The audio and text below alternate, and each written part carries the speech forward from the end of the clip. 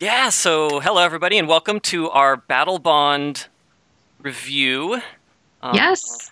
I'm Alexis Janson. I used to be a designer at Wizards. That's pretty much my credentials. That's it. That's all I'm known for. You also won the first Great Designer Search. Yeah, that thing. And that's pretty impressive. I think it's impressive. I don't know. What do I know? I'm just a Vorthos cat wrangler. Well, I'm Michelle, Michelle Rapp. I am a content creator, mostly Vorthos oriented. I have a podcast named The Lore Voice because we really like puns, and I do writing for The Professor and also for Card Kingdom. But yeah, so we're here to basically tear apart this set in the most loving way possible. Really get down to the nitty gritty. Yeah. And I just had, we're doing this live on Twitch for anybody watching this in the future. There was a question whether or not I was on the set design, and the answer is no. I had nothing to do with the design of this set. I was not in the design, the development, the play. I never play tested it.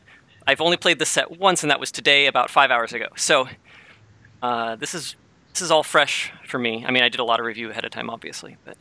Yeah, no, I haven't actually played this set yet. Unfortunately, my LGS did not do a pre-release, so I have no idea what to expect until I draft it in a few days. So I'm excited. I'm excited too. All right, so yeah, let's do this.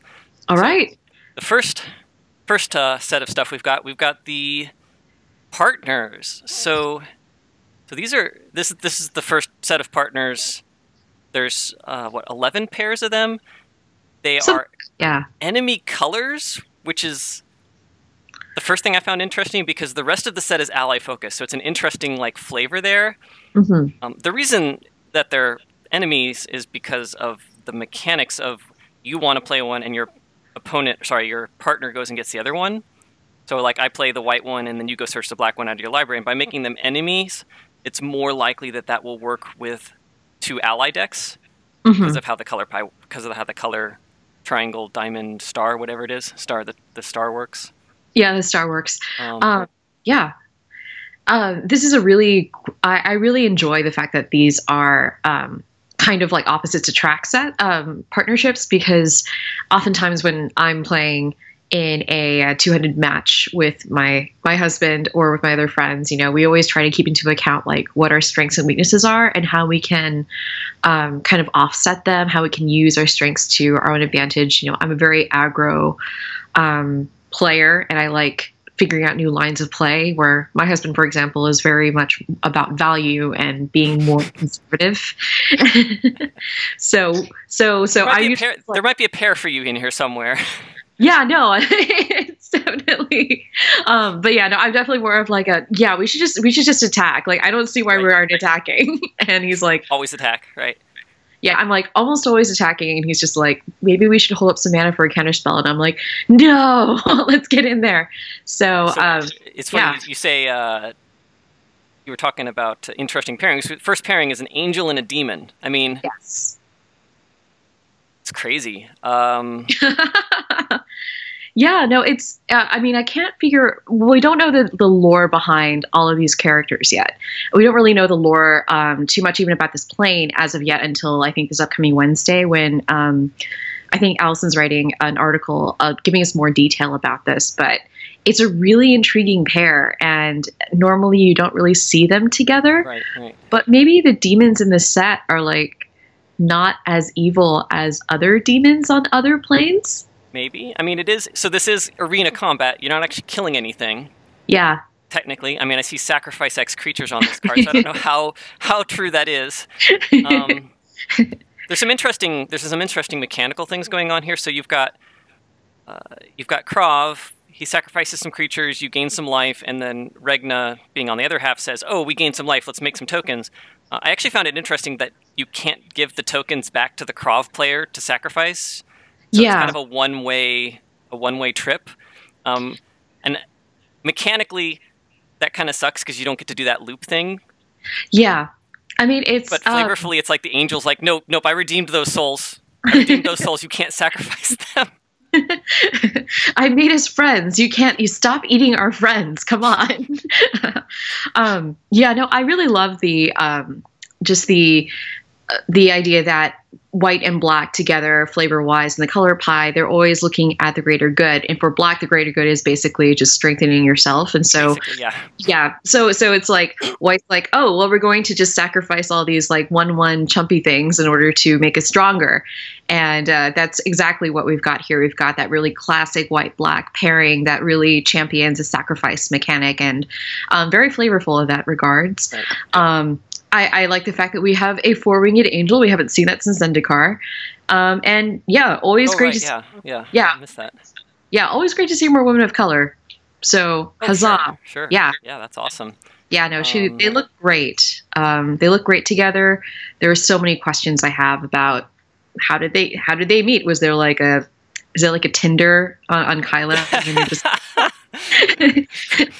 somebody was like, okay, I'll swipe right. Angel looking for soul to redeem. Soul in search of being redeemed. Yes. Demon looking to, I guess, cast over new wings. I don't know. It's interesting. They do actually work pretty well in the same deck because you can cast Krav on 5, which curves into Regna on 6, and then you can kind of go nuts. But most of these actually curve into each other. Most of these have casting costs that are either the same or one off from each other, so you can usually play them either on the same turn, Two-Headed Giant, or in like EDH, you can go one and then the next one the next turn, which I thought was an interesting design. Mm-hmm. I agree. I think that I wouldn't necessarily choose these two as my commanders. I think that they would do a great job in the 99, for example, like in an Eileen deck, or other white-black decks that really love that full sacrifice. I think Teysa also kind of really likes that. But yeah, no, these are really synergistic cards, really great. Artwork's amazing.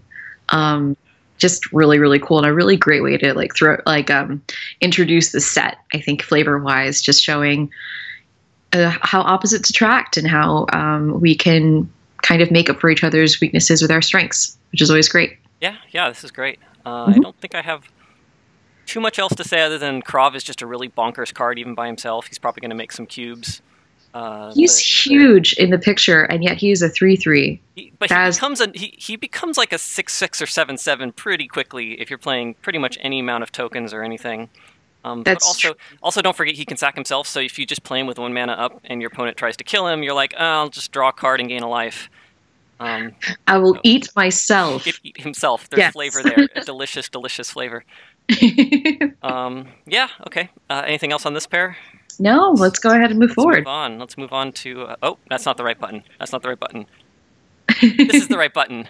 All right, the eyes have it. Yes. These guys are ridiculous. I don't know what else to say. I love them so much. I love that pauldron, that little pauldron perch for Cindersplit. Right. Is it Cindersplit, by the way? I think it's Cindersplit. I've been saying Cindersplit. I kind of want to try and pronounce it as each consonant as its own syllable, kind of like some languages do. It's like Zunda or Spalta, but like I've been trying to practice it all day and I can't get it, so I think that's not the right choice. So yeah, if you want to just like push ahead, like the mechanics for this pair are tons just going on here. I mean, yeah.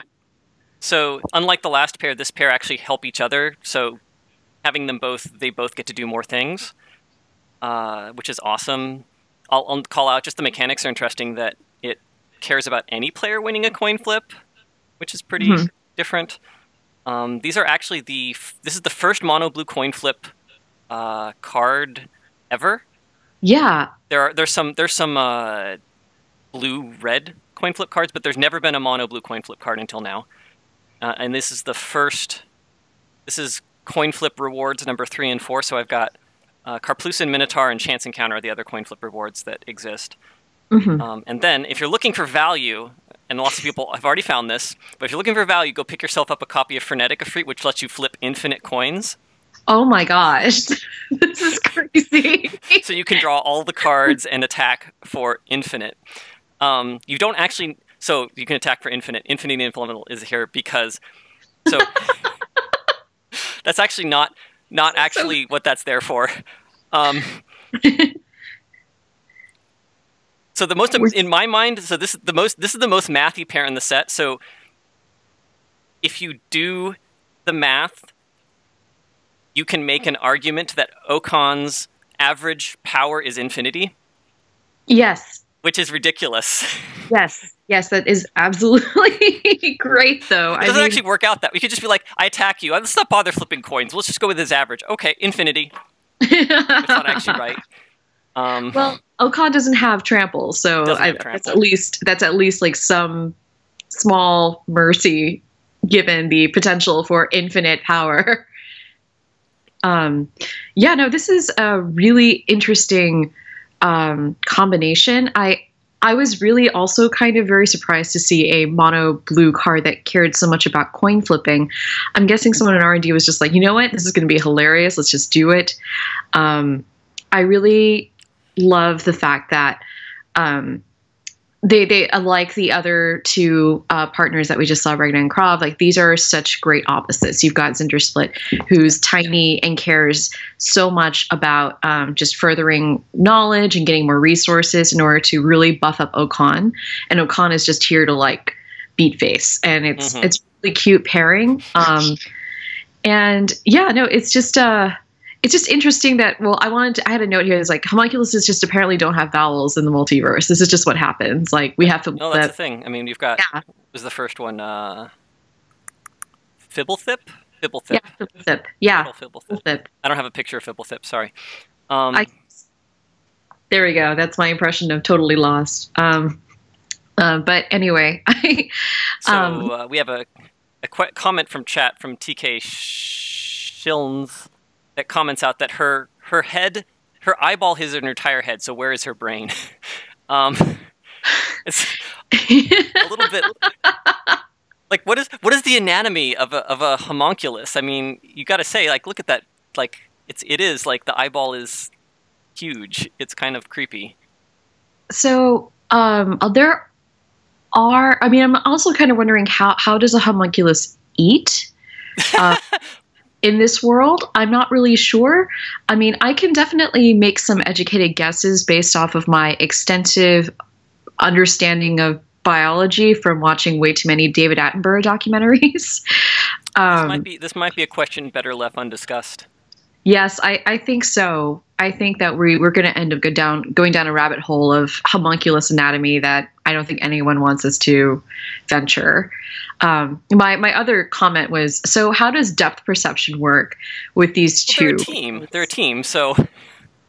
but Zindersplit isn't like telekinetic, so like, or maybe she is. I don't know. Maybe like she like somehow links the two of their heads, and then they're able to get full depth perception together.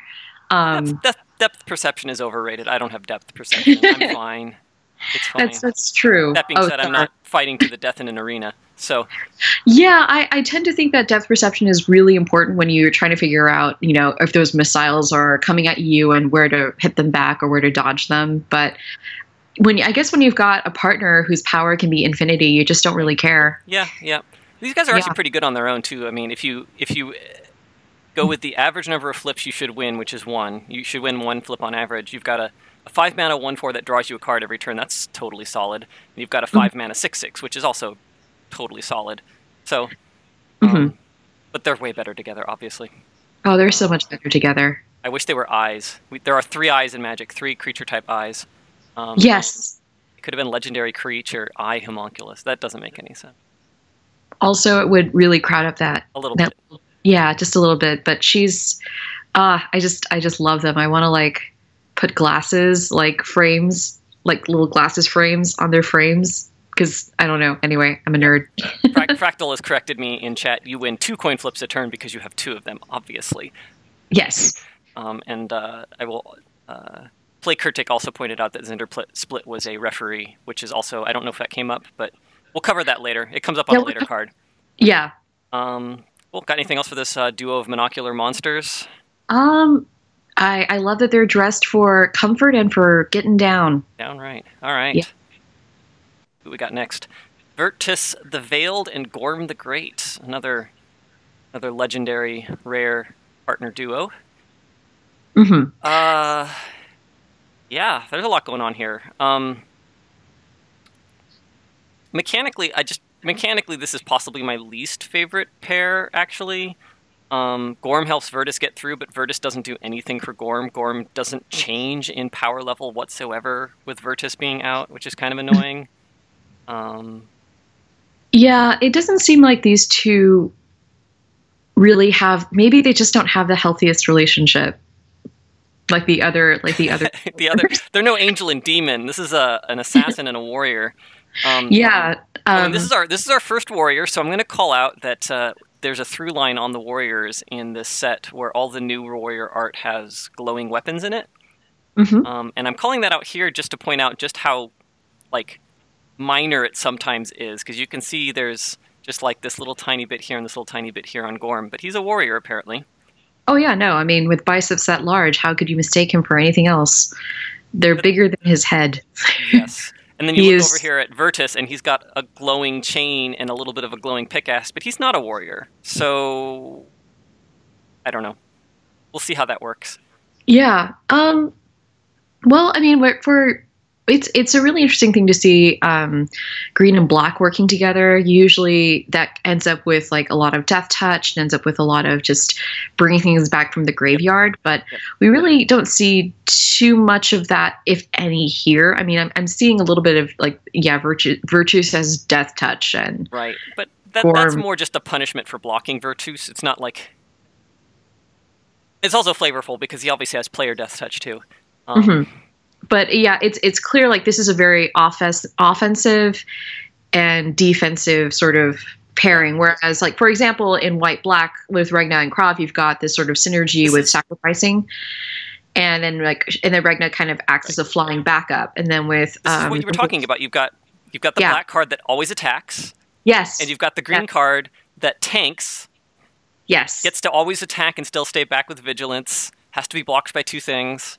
Yes. I wonder who this reminds me of. I mean, I think Virtus has a better partner already in Dominaria, though. Of course, you've got Tetsuko, so that Virtus just gets through every turn. Yeah, definitely. I think it's a much. I'm a little bit. I'm disappointed that there isn't more evasion for Virtus, but this is definitely one of the weaker color pairs that we've seen, so I'm guessing that this relies a lot more on the rest of the deck trying to give you that evasion. Gorm helps a little bit. Gorm gets through 2 of the blockers, but Virtus is going to be hard to get through even with that. Yeah. And there isn't a whole lot of ways to grant evasion that I remember seeing in Battlebond. I'm sure there's some in there. Yeah. It's so I guess one of the things I did want to point out too, in terms of lore, is like, Virtus is an Azra, which appears to be like the first person of demon descent in this universe, which is really interesting because one, it suggests that, okay, demons can procreate, and I'm hoping that this is like a good thing. Like we saw Krop before, and he's like, he's on the arena and he's fighting, but he doesn't seem like an altogether bad guy. Right. So I'm kind of hoping that the demons on the plane are just a lot nicer. Like I said, maybe people are swiping right on their demon Tinder like more often, and so like you can have a healthy relationship with a demon here. Absolutely. Yeah. So that's cool. This is one of our. I think there's 6 Azra in the set. In what I counted, this is one of them. This is the only assassin Azra. All the other Azras are warriors, and they're all purple demonic looking things. I think there's several generations removed from demons, but I'm not 100% sure how that lore works. Yeah, I'm not really sure how far that is, and I'm also not certain if it's like a demon elf or like demon human. Like we don't have a lot yet, obviously, because the lore hasn't come in. But it does suggest that you've got some interspecies relationships going on this world, which is pretty cool, actually, because it kind of suggests that this Kylum is a lot more open and free than like a lot of other worlds that can be a lot more restrictive about those relationships. Sure. That's exciting. It definitely takes us back to the beginning where it was like, well, all the decks are supposed to be ally color pairs, but all of the pairings are actually enemies. Some very interesting relationships there in the enemy commanders. Yeah, definitely. So since we've been talking about math all day, Virtus the Veiled, actually, because you deal the 1 damage before you half, it only takes 4 hits to kill somebody down from 30, which is really cool. So if you can get this going in 2 HG well enough, you might just win in 4 turns. And the life total will always be even after that resolves. So there's some more math going on here. I'm going to bring up math every single one of these because they're all mathy. Yeah, it's a very math set. It's a very mathy set. So yeah. And Gorm obviously goes straight into Doran deck, makes a 7/7 for 4 mana. Oh yeah, butt fighting. So much butt fighting. The other thing I wanted to call out from a mechanical perspective is the note that Virtus causes players to lose life, which is what you'd expect normally. You expect black to cause people to lose life, but that is not the right card. Something that started changing in... Oh, I didn't put it in here. Where is it? I didn't put it in here. I love that. It'll come up later. It'll come up later, but I'll talk about the lose life versus deal damage later. But Dominaria changed that. Actually, like, as of Dominaria, black is now dealing damage, which is an interesting color pie shift. But I'll talk about it when there's one that's a little bit more interesting. And then green has Vigilance, which is also actually totally a thing that green does, even though it only happens about third as often as white. Yeah, I've seen it a little bit more in, like, with Dominaria, we saw, like, Song of Freyalise, where Vigilance came back in. But yeah, I guess as we're developing sets and whatnot, we're just getting more and more like spread out within those color segments. Yeah, I guess Green's had Vigilance since I think Lorwyn. Actually, I think that was when it got added to the color pie. But it's about 1/3 as often as white, but it's still totally a thing. It's kind of weird because green and white totally needed more things to overlap on. They weren't so similar already. But yeah, it's one of the things I think I talked to a couple other folks about, just like green versus white. And we know what a white villain looks like. What does a green villain look like? And like figuring out what those subtle distinctions are. But yeah, green and white starting to blur into like this minty paste. Yeah, that's okay though. That's okay. We all like mint. Okay. Minty fresh. All right, what's next? What's next? I think we're on to Horvath the Bright Flame and Sylvia Bright Spear. These are the bright people. They're super bright, in case you didn't get it. Yeah. Another kind of non-standard pairing. You got your dragons and your knights. Again, I didn't call this out on the Demons Angel, but there was actually a dual dex that was demons versus angels. And there was a dual dex that was knights versus dragons. So these are really classic counter pairings that we're sticking together here. It's kind of interesting. Yeah, usually angels and demons are fighting. Usually knights are fighting dragons. So seeing them together like this is pretty adorable. Also, Horvath looks pretty cute in his little helmet thing. Yeah.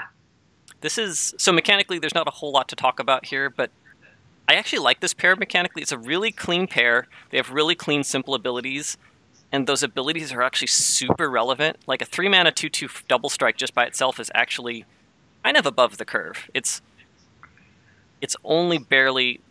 Seeing a 3-mana 2-power double strike is really rare. It happens, but it's really rare. So then on top of it, you get the dragon. And then the number of knights that have haste, I think there's 4 haste knights in Magic, across all of Magic. And the number of dragons with double strike, there's like 2? Yeah, 2. There's 2 dragons with double strike. So they're giving abilities that they don't naturally have, which means you're going to have more synergies and more new combos. That's something I really hate when you have a card that says, like, as an example, knights you control get double strike. Well, a lot of knights already have double strike. It's not as cool. So gotcha. Yeah, no, I like you mentioned before, like we were talking about, I love that this combo is like knights and dragons. It's very Khaleesi. But yeah, the Boros pair, of course, just all about getting in damage ASAP. I wanted to comment a little bit on the art here, especially with Sylvia. She just looks, I really love this callback to kind of medieval armor with his pauldron, and also that head covering looks very knight-like. It's a super clean looking European medieval design. That winged, I'm not sure if it's a halberd or a sword. There's the handle seems a little long for a sword, so I'm thinking it's some kind of spear. Oh yeah, it is. Look at the other art, you can see. Yeah, I see it. Yeah, that definitely looks like some kind of halberd, which is really fantastic. So, really great, clean lines. Loving the way that the light in the art is like highlighting each of the individual partners. You see it shining right on Corvath in his frame. So, just really lovely. Really, I really. didn't even notice the lighting. The lighting's really neat on those. Yeah, the lighting's super, super neat. Just seeing it through that transition, especially if you look at Corvath's art, you can see the kind of light going through the membranes. It kind of catches your eye, and then that splash of white on his head really gears you towards looking at, the actual character represented. Yep. How to Train Your Dragon. What's going on right here? This is awesome. Yep. This is the only pairing where the mana costs are divergent. So you've got a 3 mana and then a 6 mana, which is a little bit weird. So I'm going to make a suggestion that you curve this 3 mana double strike into something else. I've got one example here, this 4 mana 6/5 flying haste dragon, so you can hit for 12. Another multiplayer card. But yeah, there's lots of things you can do that are really cool with this pair of cards, which is, I think that's awesome for such a simple pair. There's so many things you can do. Yeah, no, it's really clean. Like everything about this is just straightforward, clean. That's how Boros is. That's how Boros should be. So it's great. Let's move on to something more mathy, because this wasn't mathy enough. Oh yeah, no, this was not math. This is math. Toothy. So as soon as I saw this, I was like, okay, somebody on the R&D team has adorable children and wants to put them in this, and this makes me so happy. I mean, it's either that or Mark Rosewater likes doubling counters and putting counters on things. I mean, who doesn't like putting counters on all the things? Actually, I'm not a huge fan, but that's my husband, actually. Oh, right, because, no, that makes sense. You'd rather just be attacking. Yeah, he likes to stay back and bulk up and then head in, which is cool. But yeah, so this is a really, really adorable color, interesting color pair. I really love that when you combine green and blue, they both want to seek victory through different means. Blue is usually through knowledge. So I really like the idea of, pulling out, drawing cards, and then you're getting rewarded for getting more knowledge. And then that just makes the green aspect of this go even stronger by bulking up and just becoming the strongest creature on the board. So it's a really fun synergistic combo like this. Yeah. So we have a chat comment about how somebody in their preview event got Toothy up to the high 30s. And I'm going to give you a warning right now. Regardless of which side of the battlefield you're on, I'm going to warn you, this is a leaves the battlefield trigger. There is no way to take Toothy off the battlefield without being forced to draw 30 cards if it's got 30 counters on it. So you're playing with fire if you get this guy up to 30 counters. It takes one bounce spell and you have to deck yourself. So yeah, insane. Playing with fire. But that gives you some really neat tricks too. So you can, if you have Toothy and you play a second Toothy, you can let the first Toothy die and it'll put all its counters on the second Toothy as you draw the cards. If you have Peer, it'll double them as you do it. Or you can literally just cast a blink effect. If the blink effect is just an exile and put it back into play instantaneously, then it will be back in play in time to get the counters put back on it from you drawing the cards you just took the counters off for. I feel like I need that. I told you this was mathy. Yeah, I need that gif of like that woman just kind of looking into the middle distance, and it's like lots of formulas and like geometry are like appearing above her head. She's just like, Yeah, I told you it's a top-down. This is a top-down mathematics set. We've had X infinite series, having, double strike, equations with pluses and doubling, and it's crazy. Yeah. So Peer is the 6th card that makes extra counters happen, I think. I have a set here of all the other cards that I found for people who love this kind of thing. I think Peer it's one of the weaker ones, but the fact that it curves into Toothy is pretty relevant. Toothy's just crazy. Like I said, it does a lot of wonkadoodle things that cards don't generally do with the leaves the battlefield and things like that. But it's super in flavor with an imaginary friend, right? Who's an illusion. It's also an illusion. It's an illusion. It's not magic. It's not a trick. I'm not going to say the full quote, but no, I'm not going to say the full quote either. But I guess my biggest worry about this is that there's just Pierre seems really vulnerable. So you've got to figure out a little bit vulnerable, at least at first. Yeah, it's very much like coming in. You've just got to give it time, like every other Simic build. But I'm also just kind of wondering, so how do you fight an illusion? And it's an imaginary friend, so can people see Toothy? Can you just say, I don't believe in you? You could just say, I don't believe in you, and it's chomped. Okay. I'm just imagining like this little kid on the field. He's just like, oh, well, I've got this imaginary friend, and you've got, I don't know, Virtus and Grom like on the other side, and they're like, I don't believe in anything. And then they just get imagined like, and some invisible hand smacks them against the ground or something like that, starts nomming on their face.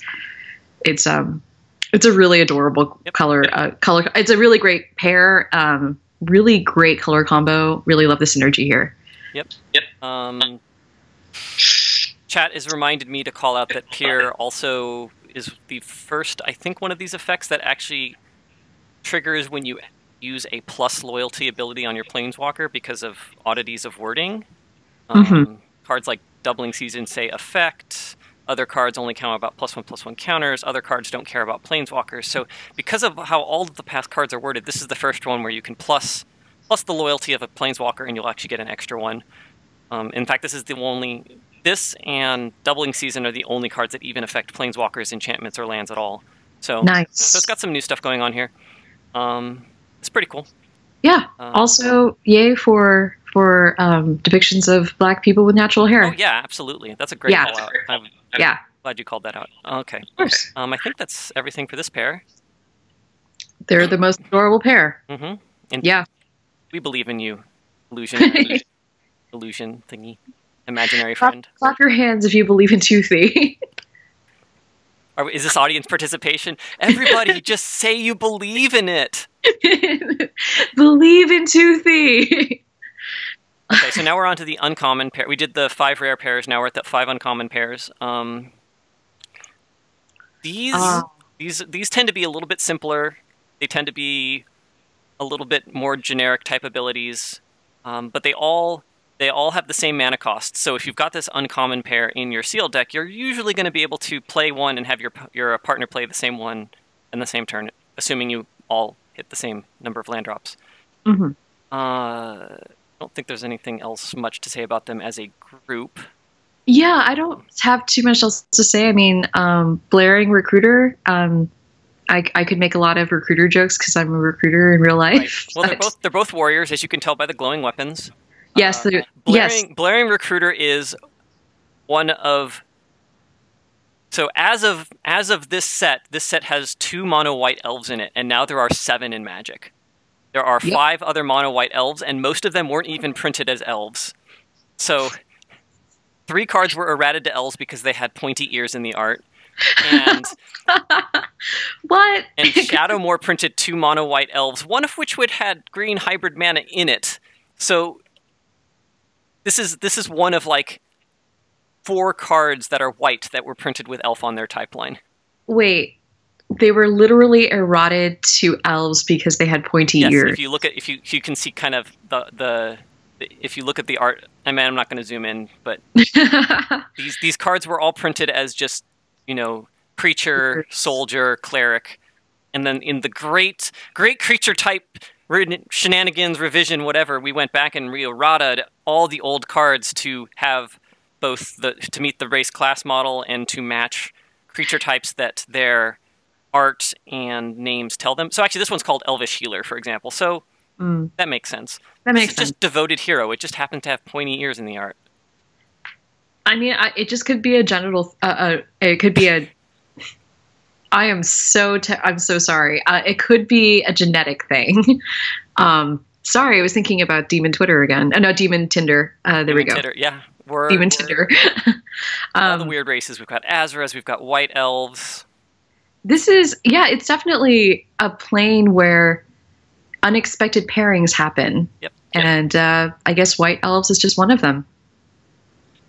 So anyways, this pair is not doing anything too super interesting from a mechanical standpoint. They do cool they're fine. They do things. Yeah, they're fine. They do things. It's very straightforward. Yep. All right, Mhm. let's move on. This next pair is a lot cuter. You got the Oh frisbee my and the gosh. dog that retrieves the frisbee. I Um, this is just so adorable. I don't know. I love this new foray into cute things yeah. in Magic. I've been trying to build a cute cube for forever, and there's just not enough cards. So I'm excited about the introduction of these new creatures. So yes, thank you. We have creature Elemento Doggo and creature Human Warrior. Yes. So I did a little bit of research. So this chakram thing is actually a real thing. Mm-hmm. It inspired the Aerobi, if you've ever heard of that. Mm-hmm. They have the frisbee, and then they have the Aerobi, which is the frisbee that's hollow in the middle. It's just a ring based on the chakram, which is kind of neat. I just thought it was kind of cool.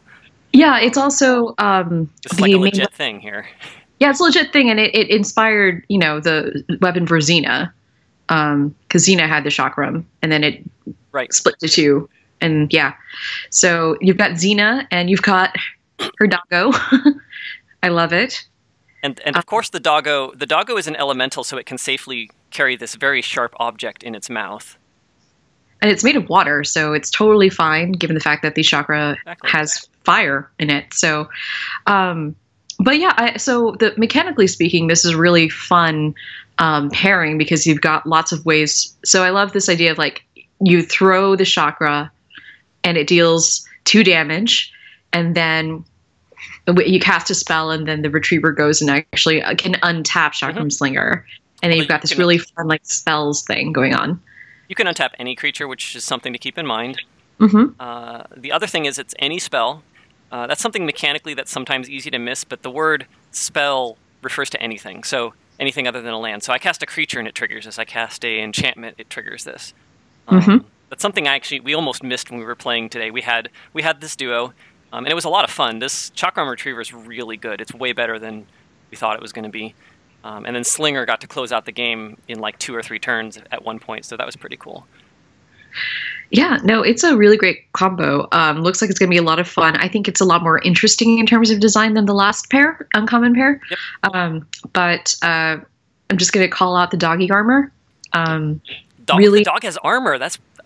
Of course the dog has armor. It's in a freaking arena. Even though it's elemental and it's made of water, it still needs armor. You got to keep your doggos in good condition. That's right.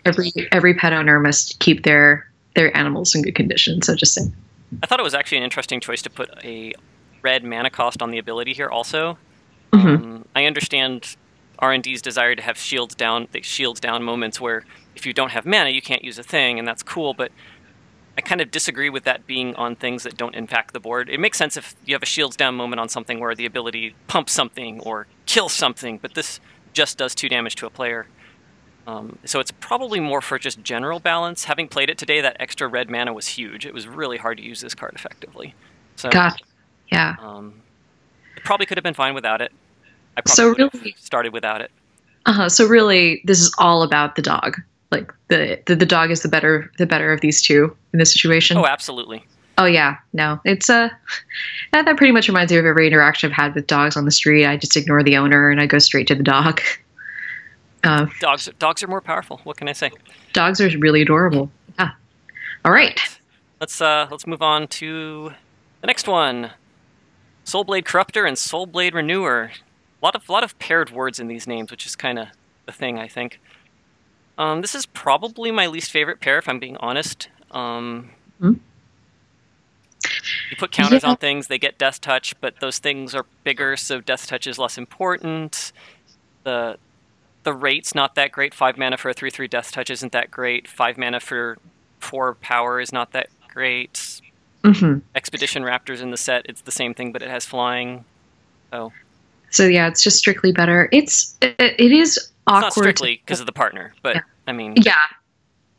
It is awkward too because Death Touch is definitely more of an invasive ability, and I guess the idea is that you're making it stronger so that when it does get through, it hits for more. But yeah, I'm also just lore-wise trying to figure out like what on earth is happening with these swords here. So are the swords like representing the +1/+1 counters? Right. So you've got 2 swords just sitting here, or you've got a bunch of swords in the art, but you got 2 kind of in the foreground that he's dropped. Those are his support, I guess.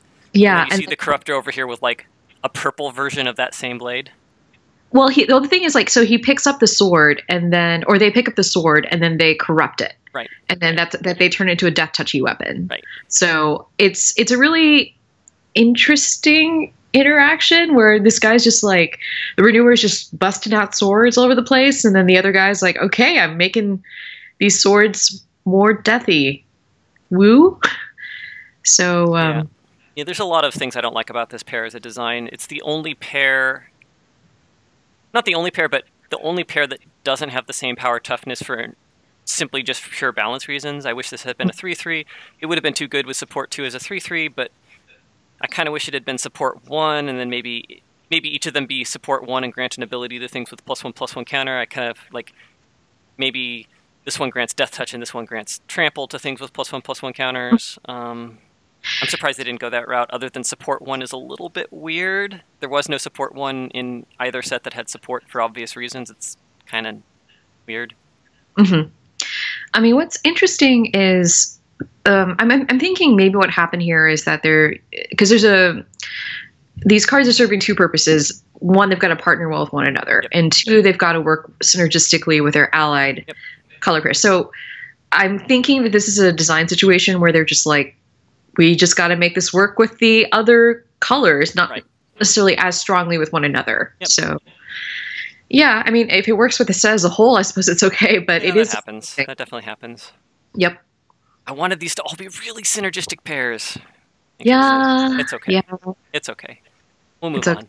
We'll move on to the pair that doesn't have matching names. You've got, I mean, the names go together, but they're not a matching AAA thing. Impetuous Protege and Proud Mentor. Also, really wonky power toughness. Really very little about these cards match up, which is kind of neat. I'm very weirded out by the 04 on Impetuous Protege, because an 04 to me signals like a wall, as opposed to someone You'd be attacking with this. You'd be attacking with this good. But then you're attacking with it, and so that kind of makes sense there. But yeah, no, it's super interesting. It's a really interesting design. I got hit for 5 with this Protege multiple times in a game. It was pretty painful. Wow. Ouch. But yeah, I guess there's art-wise, I really enjoy like the different kind of like this matching face chest armor situation where it's like, I didn't catch that. That's neat. Yeah, angry face, and then we've got one person with a more of a close-up weapon, one person with a ranged weapon. So pretty good pair up right there. Yeah, I'm trying to figure out what the expression on the Mentor's armor is. It's kind of like almost like a surprised face. It's like, you did that? I'm also like, calling out the warrior thing. The sledgehammer in the Protege's art is not glowing. I'm sorry. There's nothing glowing. You can see this little tiny bit of glowing on it, and it's not glowing. I'm very disappointed. Yeah, my suggestion is like maybe they're just charging up, like they're getting ready. Maybe it's all like Sting, where it just glows all the time. Right. In the presence of orcs, it's like, okay, you've got to charge it up, and then it's all glowy. So you can see them starting to get in there, which is but it defeats. So the whole, I think I covered this, but the whole point of doing the art thing was that So when Wizards did allies in Zendikar block, people had trouble knowing if a card was an ally at a glance. They had to look at the type line, and that was really annoying because there was no distinguishing characteristics. So Wizards said, oh, since Warriors Tribal is a thing, we should do something in the art of all the Warriors. So we're going to give all the Warriors glowing weapons, which is a great idea, but you have to be really consistent about it. And I don't think this one is, like, you can't at a glance tell that weapon's supposed to be glowing. And so even the Proud Mentor is a bit of a stretch, but at least I see it. Yeah. So it's just a little bit like they tried really hard, and they went about 80% of the way, and by missing it, it almost just makes it worse because now you see a glowing weapon and you're like, I think that's a warrior.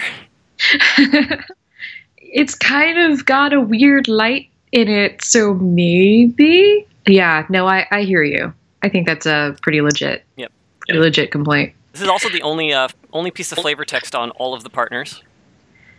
Yeah, I mean, if you look at the text for Impetuous Protege, though, like Impetuous Protege, like there's just there's no room. No, there's no room. I meant all the partners, all 22 partner cards. This is the only line of flavor text. They just take too much space with the partner ability. Yeah. Yeah, I think maybe he's just screaming incoherently and doesn't really need so much text there. It's just ah. This is hammer. Ah. Oh, I also thought it was interesting that this is the only red card that I could find ever that cares about the greatest power of anything. It's kind of a weird. It's usually green's thing. Usually you care about the greatest power of your own stuff. And red is caring about the greatest power of your opponent's tapped creatures, which the closest I could find in anything that wasn't green caring about itself was these two wonky cards. And so this one kind of has red in it, Crackling Doom, but the ability that cares about the greatest power is probably more the black-white portion. Yeah. So I don't know if this is like... I don't know if this is... Oh, I wanted to go back to this. I don't know if this was supposed to be a start of a new color pie thing. It's a neat ability. I could totally see like red getting bigger based on your opponents getting bigger is totally a thing. So I'm going to keep an eye on that. I just wanted to call that out. That's like a potential color pie shift that I think is really neat. That's a really interesting bleed. That's for sure. Well, I'm not even sure if it's a bleed. That's what I'm saying. Like, it's not something that's really been done. It's like they found new space, which is pretty cool. Yeah. Because the other cards cared more about like killing the creature with the greatest power, which is totally more a white or a black thing. Yeah. Red's more like you're big, so I'm going to be big too. Yep, and that makes absolute sense. And that's totally red. That's actually totally red. It's like a enraging, berserking, rampagey type of. Well, red is very much. If it's in a fight, it's not going to back down. It's just going to keep puffing up, right? So they're just going to keep just one-upping one another forever. Exactly. Yeah. All right. So on to the last uncommon pair. We've got these lovely ladies, the Ley Weaver and the Lore Weaver. I love them so much. I know, they're so cute, aren't they? They're adorable. Yeah, I think from a design standpoint, they're pretty basic. The one thing that I think is really nice is that you play them both on turn 4, and then on turn 5, assuming you play another land, you have exactly enough mana to activate the ability. So it's a neat little. Yeah, there's a beauty there. Yeah, it's a given and it's a synergy. It's a give and a take, which is really adorable. And yeah, I really love that nice little curve out there. It's just great. But yeah, the art is amazing. The art is amazing. Although one thing I did notice is that the art is different instances of this pair. So if you look at the Ley Weaver on the left, they have their hair kind of down and flowing, and if you look at the Ley Weaver in the background of Lore Weaver, their hair is up in kind of a bun, which is it's still clearly the same character. Yeah, it's clear that this is like 2 shots from 2 different battles, or maybe it's 2 shots from 2 different times in the same battle. Like she's let her hair down, which is so I love the art so much on this one. I did find one of the larger pieces. This is a beautiful piece of art. Oh, it's gorgeous. Yeah, no, I love how the magic kind of flows between the two characters. Yeah, it really connects them, and you can see kind of the green flowing into blue as it hits the Lore Weaver. Yeah, and I love that she's got this like greenish bluish lipstick, and then on the other part she's got like a purplish lipstick. So you've got the color palette's amazing here. Oh yeah, no, I expect to see some people cosplaying this pair. Absolutely, expect to see this. Oh yeah, no, I think I really love the androgynous look that Ley Weaver has in the first. I mean, it's still pretty femme, but yeah. I love that, it's a little bit more modern, a little more punk. It's a very butch femme. It's a very butch femme. Yeah. Like, I love it. I'd date her. Yeah. No, yeah, no. Like, I would see Pride's coming up in San Francisco. I would absolutely see these two like out and about in the Castro. Like, this is not probably on a motorcycle. This is absolutely something that would happen. We did say that this set was about non-traditional relationships. So yeah, exactly. So I'm really glad to see that this is being celebrated, and in some way. I mean, we don't know if they're dating, but if they are, it's adorable. Yep. Just saying. And chat called out that Ley Weaver has a bit of a shaved head here. If you look at it, it's kind of neat too. Yeah, super. So yeah, Ley Weaver is very punk. Absolutely, which is really, really fun. You got the tattoos. You got so much going on here. There's a lot of details here. I can't wait to see people cosplaying this. I guarantee it's going to happen. If we go to Lore Weaver just a little bit, I have a couple of comments. So she is very feminine, but I wanted to point out that her hair looks really similar to some of the like older preaching dynasty like Chinese hair that I've seen before. Like I've seen this hair before on like depictions of like fairies and whatnot from that era. And her costuming also seems a little bit more East Asian influenced, if that makes sense. And so it's really, really cool and really loving. Yeah. Kat points out that the hair is very Tamio-like. Yeah, it does have very much that East Asian influence. And also, check out the butterflies. We got a butterfly theme going on. Oh yeah, the butterflies. I'm actually gonna pull Tammy up here for a second, so see that. Yeah, it's obviously a lot more traditional, a lot more. What's the word? That looks very like Tang Dynasty. Yeah, it's very. It's not the same thing, but it's still definitely going in that similar direction of. Yeah. Very East Asian, although I guess there's a lot of, I don't know enough about Japanese versus like ancient Japanese versus ancient Chinese hairstyles. Yeah, this is not my specialty. I'm sure somebody will have comments on it at some point, but yeah, this is all cool stuff. Oh, but yeah, I wanted to also point out the butterflies. You've got a butterfly on her skirt flap, and you've got butterflies coming out of her hands. Yep. So. That's a good catch. I bet you that tattoo has butterflies if we had a better view of it. Let's see. Is there anything going on in the... let's go back to the... You've got... Some leaves? The tattoo and the flower burst look very similar on this one. Oh, flowers and butterflies. Oh my gosh, nice. I love it. They're like taking people down with girly power. This is wonderful. I love it. And chat pointed out that there's the Oriental-themed, the Chinese-themed Planeswalker decks coming out too. So yeah. There's a chance that maybe we're leading somewhere here with this stuff, and maybe there'll be kind of a plane coming out of all this at some point, which would be kind of cool. That would be amazing. I'd love to see it. I mean, I'd love to see it done right rather than kind of the... There was a lot of things they did right in Kamigawa, but there was a lot of things they did wrong, and I'd love to see a new take on... Yes. Plus 100 on all of the sentiments. Okay, so we've been through all the uncommon pairs. We're ready for one more pair, the mythic rare pair. These guys are awesome. Oh my gosh. The Kenrith twins. The Kenrith. Okay, so fun story. When I was in college, I went to Berkeley for like a constitutional law class, and I had a couple of classmates who were exactly like this. Yep. They were a brother-sister. Were they preppy? This duo looks very preppy. Oh, they were so preppy. It was great, but then they were like so kind that you really didn't. It really didn't like rub anyone the wrong. Like for example, I'm in college, so I barely have any money, and I'm like eating a sandwich I brought from home, and it's like, and they're like, oh, you want to go to Pinkberry? And I'm like, we can go to Pinkberry, I guess. And they're like, oh, well, let's get you a froyo. We're getting froyo. We're just getting her a froyo. And then they bring out their like frequent froyo cards, and I'm just like, apparently I'm eating Pinkberry for lunch now. This is my life. And then we go to Starbucks and they get pumpkin spice lattes or something like that. Oh dear God. But it's like it comes out of such a place of like camaraderie. Oh yeah, and of course, it comes out of a good place. And they were both professional ballet / ballroom dancers, like competitive level. Right. I could see these two being dancers. I could totally see it. Yeah. I'm not gonna lie. My headcanon when I first saw these, until I was sure that they were brothers and sisters, was that they were the lesbian couple. Will is just very butch. But it's okay. We have Leigh and Lore Weaver, so we're fine. So there's so much, like mechanically, there's so much going on here, and I love these cards so much. They're ridiculous, but they cost 6 mana, so that's fine.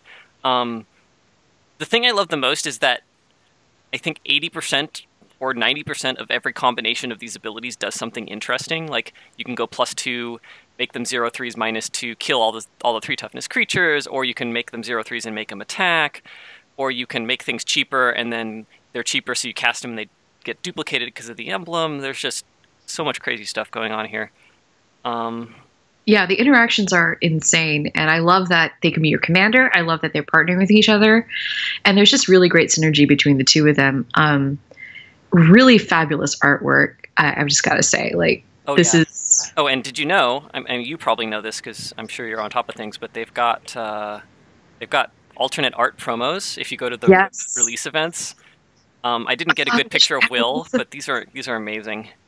I wish there was a, yeah, we're going to a release event for sure, and I'm so excited for these. Like, you have no idea. I'm gonna have to find my friends from college and ask them to like sign some of these. Zatang has helped me sync my headcanon with the actual canon by pointing out that in Zatang's headcanon, Will is just not ready to come out as a trans woman yet. So we're gonna go with that. We're gonna go with that. You know what? As long as they're fighting together and absolutely happy and wonderful, like no one.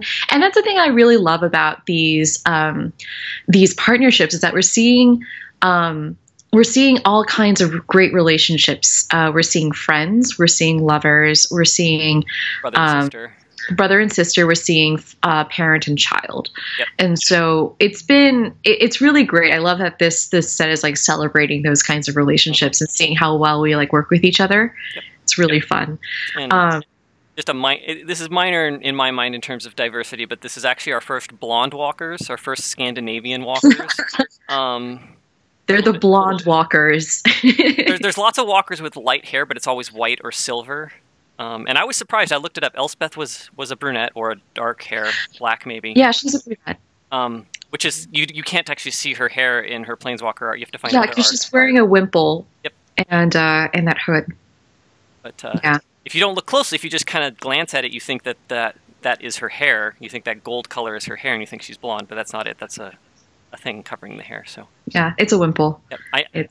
I believe you. I don't know what that is. Oh, it's a former Catholic here, so it's a thing that nuns wear to cover their hair before they put on the veil. Right. So that way it's full coverage. Right. No, that makes sense. Yeah. Yeah, mechanically this is mostly just power. I think it's really cool that I think the -8 of Rowan, which gives you the emblem that doubles any ability, you do that, and then you do the -2 of Will, so that you draw 4 cards and everything's 4 cheaper. I think that's my favorite combination, but there's still so much going on here. Yeah, it's a really fantastic pair. Like, I just don't even know where to start mechanically. I'm glad you're covering that. As far as art is concerned, I think that the Scandinavian theme is actually pretty spot on. Because if you notice that there's like a really interesting interlocking overlay of like lines in their armor that reminds me a lot. Yeah, it reminds me a lot of like Norse knotwork that I've seen Norse like around the Viking Age. It's slightly different armor, if I remember correctly, in the alt promos. So take a look at those too if you're interested in that kind of thing. Yeah, I love these. I wish they'd been standard legal. That would have been a really fun deck, but it probably would have been too good. Yeah. Because this +2, Will's +2 is one of the best defensive Planeswalker abilities ever printed. It's +2, which is obviously puts it up at 6, which is huge, and then it makes 2 creatures unable to hit for a turn, which is crazy. That was mechanically interesting, but other than that, these are just value engines. So. Oh yeah, no, they're wonderful. They work so well together. Right. They look great together. Oh yeah, and this is clearly ice. I think this is supposed to be lightning. I think Rowan is supposed to be lightning and ice. I'm thinking I thought it was fireworks, but I'm not really. But what's fireworks? Is that fire or lightning? I think it's. So if you look at if you go back to the alt art, it's still very fireworky. So could be. I was thinking maybe she had a similar power to that of Jubilee from the X-Men, where you're able to create like spontaneous chemical reactions in the air that look a lot like lightning, like fireworks and lightning. So she's the flashy one. She's flashy. Great. Yeah. I love it. All right. Cool. That's all of our partners. We're done. That's it. That's all that matters. Yeah, that's all that really matters. No one really. So the next thing in Battlebond is Assist, which is a bit of a workhorsey mechanic.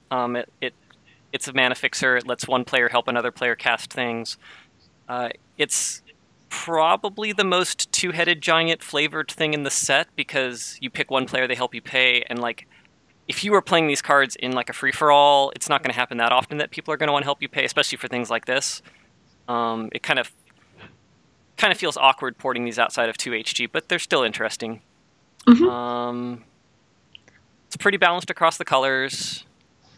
You can, yeah, I don't, not a whole lot else to say about the mechanic. So I played with this in the release event today, or the pre-release event today, and it played, not this card, but just the mechanic in general, and it played about what you would expect. It lets you use up spare mana that your opponent or your partner would otherwise have. It lets you do some pretty broken things on turn 3 if you have the right card and you play the 6 mana card. But it's also really clunky. Like, you've got really expensive cards. Most of these cards cost 1 to 2 mana more than they otherwise would cast. So, like, this card, Bring Down, if you compare it to Legion's Judgment, it costs 1 more for literally the same effect. And they went up to uncommon. So you're paying for the ability to use other people's mana, which is, it's bad. Yeah, I feel like I definitely feel similarly in terms of versatility for the card.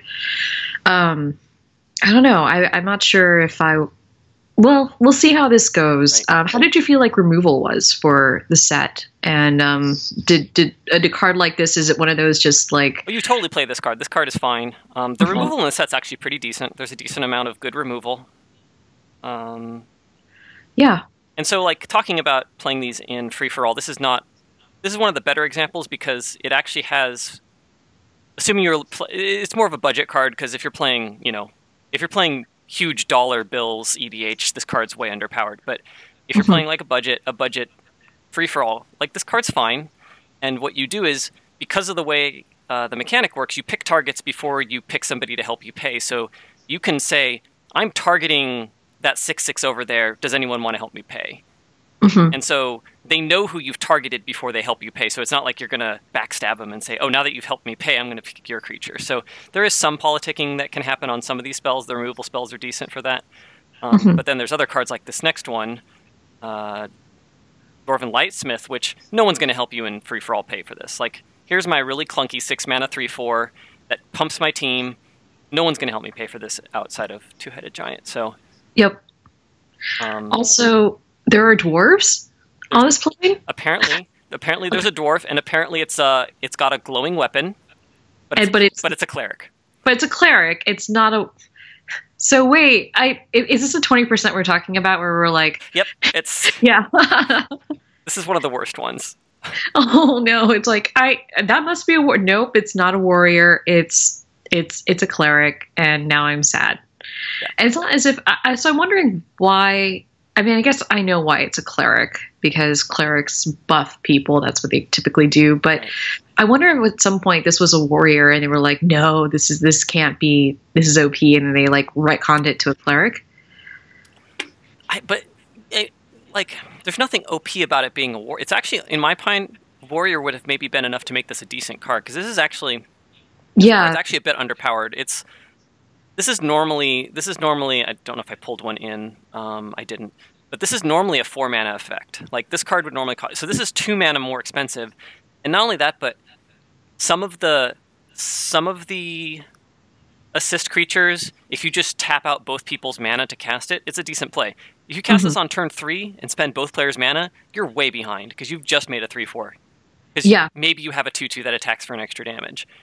So this could have been a warrior. It probably could have been a little bit bigger. Maybe it could have been an 8 mana card and made it like a 5/5 and just really got in there or something. Yeah. This is the most disappointed one. Yeah, it's a very weird design. I don't know. Vigilance. Maybe give it vigilance. I think vigilance. I think just the fact that it's a very expensive buff on a stick. You're really paying for that flexibility with assist. So I don't know. I'm not really super happy about this. I'm also not really happy about the glowy weapon on a cleric. Yeah. This card misses us on so many angles. Let's move on to something that's a lot more cooler. Let's talk about play of the game. Yes. So this is one of the 2 assist rares, and both of the assist rares are perfect for even just normal free-for-all EDH type games, because this is a case where you will probably be able to find somebody to help you wrath. Somebody's going to want to help you clear the board. So that's a totally legit thing. And it's not just a wrath, it's exile all non-land permanents. And that's a phrase that has never appeared on a card before at sorcery. Like, never appeared on a sorcery before, actually. So you've got 2 cards that come close. Perilous Vault is an artifact that does that, but it's 9 mana total. And then Planar Cleansing destroys but doesn't exile. So it's a very unique phrase. It's only got a couple cards that come anywhere close to having the same effect. So flavor-wise, I'm trying to figure out like what's going on here. So what is going on here? Like, did we just okay? So something happened in the arena, and now everyone's just like, what happened? So I guess I don't know. Is it just like everyone's just breathless and like literally are they dead? I'm not really sure. Did someone do something so cool that they had to start over? Yeah, because we don't know the rules. We don't know the rules of the arena. It could be just like the fact that somebody was just like so amazing. They were like, okay, the round is done. We have to keep going. Right. This is too cool. Yeah, I really would love. I think that this hopefully will be answered by once we figure out what the rules of the game are. I think we can obviously intuit some of the rules, but right. You're hoping to see some story that actually explains how the arena works. Yeah. I actually would love to know how the heck the infrastructure for this even works. But I don't know, magic, right? Yep, it's magic. It's magic. All right, let's see what's next. We've got Sky Streamer. This is one of the more reasonably costed ones. I mean, even if you're just paying full price, even if this card didn't have assist, I'd play this card in a random limited deck. So I think the thing I don't like about this card is that it's got glowing wings. This is another one of those. It's not a warrior. It's also interesting because it targets a player to gain life. So in team, it almost never matters who gains the life. So why is it target? So like maybe you take this to your budget EDH game and you're like, can you help me pay for this? I'll give you 4 life. Maybe. Maybe it's like a rules thing. I honestly have no idea. I could just say you gain life though. But yeah, there's occasionally time it matters. So. It's just it is an interesting way of trying to gain leverage, but it is not the most advantageous carrot, I suppose. If you want to like convince someone to help you pay for a 3/2 flyer for 5. Okay, and so the flavor. Oh, so go ahead. I was going to say this is the second time that skywriting has appeared on a card. Mm-hmm. And the first time it happened, and the reprint of the same card, I think did it a lot better. You can actually see that they're putting actual runes or words of some sort in the sky. This is a cool card. This is like, how do you read this? It's just a gold streamer. So here's my theory. I think maybe there's colors ascribed to like various. Maybe there's like a team red and a team blue, team fortress. So. It's like, oh, yellow team won, and everyone's like, oh, okay, that's what happened. That makes a lot of sense, actually. I like that a lot. So, which team is yellow? Is that the like that white? That might be like white-red would be yellow. I think it's the Blonde Walkers. Oh, it's the Blonde Walkers. They won. Of course, they won. They always win. Yeah, they always win, and it's like their beautiful hair is waving in the wind like the streamers. I'm kind of sad this isn't like a constructed card, because then we'd see people doing alters of it and they'd put like messages in the sky with it. Oh yeah, well it doesn't mean that people wouldn't want to get this altered anyway. Like we could probably find someone to alter this just to have like a really cool thing. All right. In the sky. So next we have the other assist rare, which is also totally appropriate for free for all because somebody's going to want a new hand. Somebody will help you pay for this. Oh yeah. And it's basically Time Twister. It's Time Twister for 6 mana with assist. Mm-hmm.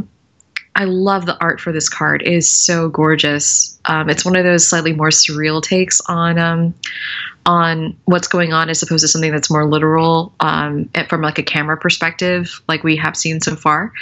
But yeah, no, I love this idea of like conceptually trying to figure out what your strategy is for the game, and it's got that's the arena on her head. So. Of course. So yeah, it's a really gorgeous card in terms of. I'd love to see this in foil, actually. Yeah, no, it's Seb McKinnon too. Seb McKinnon's such an amazing artist, and he's really good at these slightly more surreal, light coming out of the darkness kind of feel. It's really, really gorgeous. Yeah, I don't have a lot to say about this card. It's a pretty standard fare, but I think the thing that makes me sad about Assist is that they only did 2 rares, and like assist is not something that's going to fit into any non-2HG set. It's a 2HG mechanic. If they do it again, if ever, it'll be like 5 years from now, probably. Maybe they'll put it in like, maybe, I guess they could put it on maybe some commander deck cards or something, but there's just so many obvious rares they could have done with assist. They could have done assist Chaos Warp and assist Howling Mine and assist Mana Flare and all these things that like commander players love, and I'm just kind of surprised that they chose to instead reprint crappy rares. I can't give any answers to that. I agree with you completely. It's an obvious thing they missed that makes me a little bit sad. So Huddle Up, I love the art here. Or I love the flavor. It's just so cutesy. It's like we're not fighting, we're just chatting. We're gonna chat over here and then we're gonna get them. Yes. Huddle Up is such a great card. I love this. It's so flavorful. The idea is like you're here to share knowledge. You're here to create a plan. And so each of you drawing a card, or two target players drawing a card, really very much in line for this. And the assist is pretty good, I think, for... Oh, yeah, this is possibly the best common. Uncommon? I mean, it's only 3 mana, but you can play it on turn 2, which is nice. It's a common. Yeah. It's a great... yeah, sorry. I'm like, is that an uncommon or is that a common? Okay, yeah. I love the flavor on this. It's wonderful. And it really emphasizes that whole, like, you can't just win, without a show. You have to give the people what they want. Right. Just totally...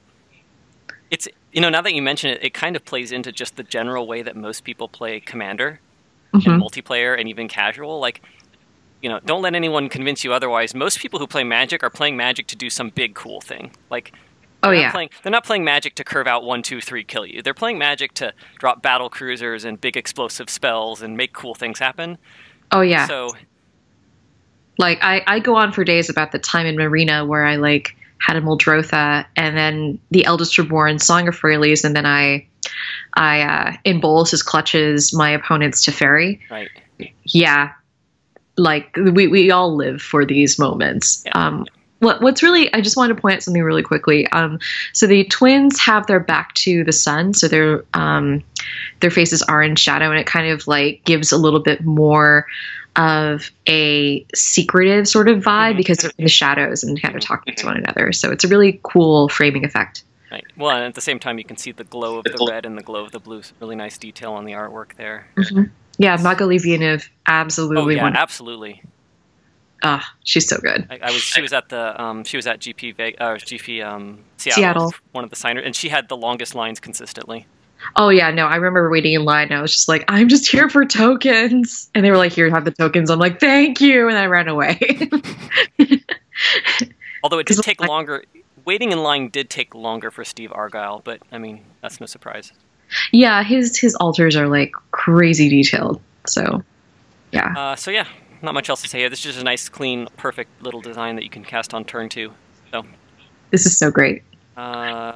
This is another one that I could see seeing play in Free for All, actually, because again, I'm going to counter that spell. Who wants to help me cast that? It's pretty yes. Yeah, and then someone's always going to be flooded or something like that, and then you have some flexibility here. I love the artwork for this particular card. It's so cute.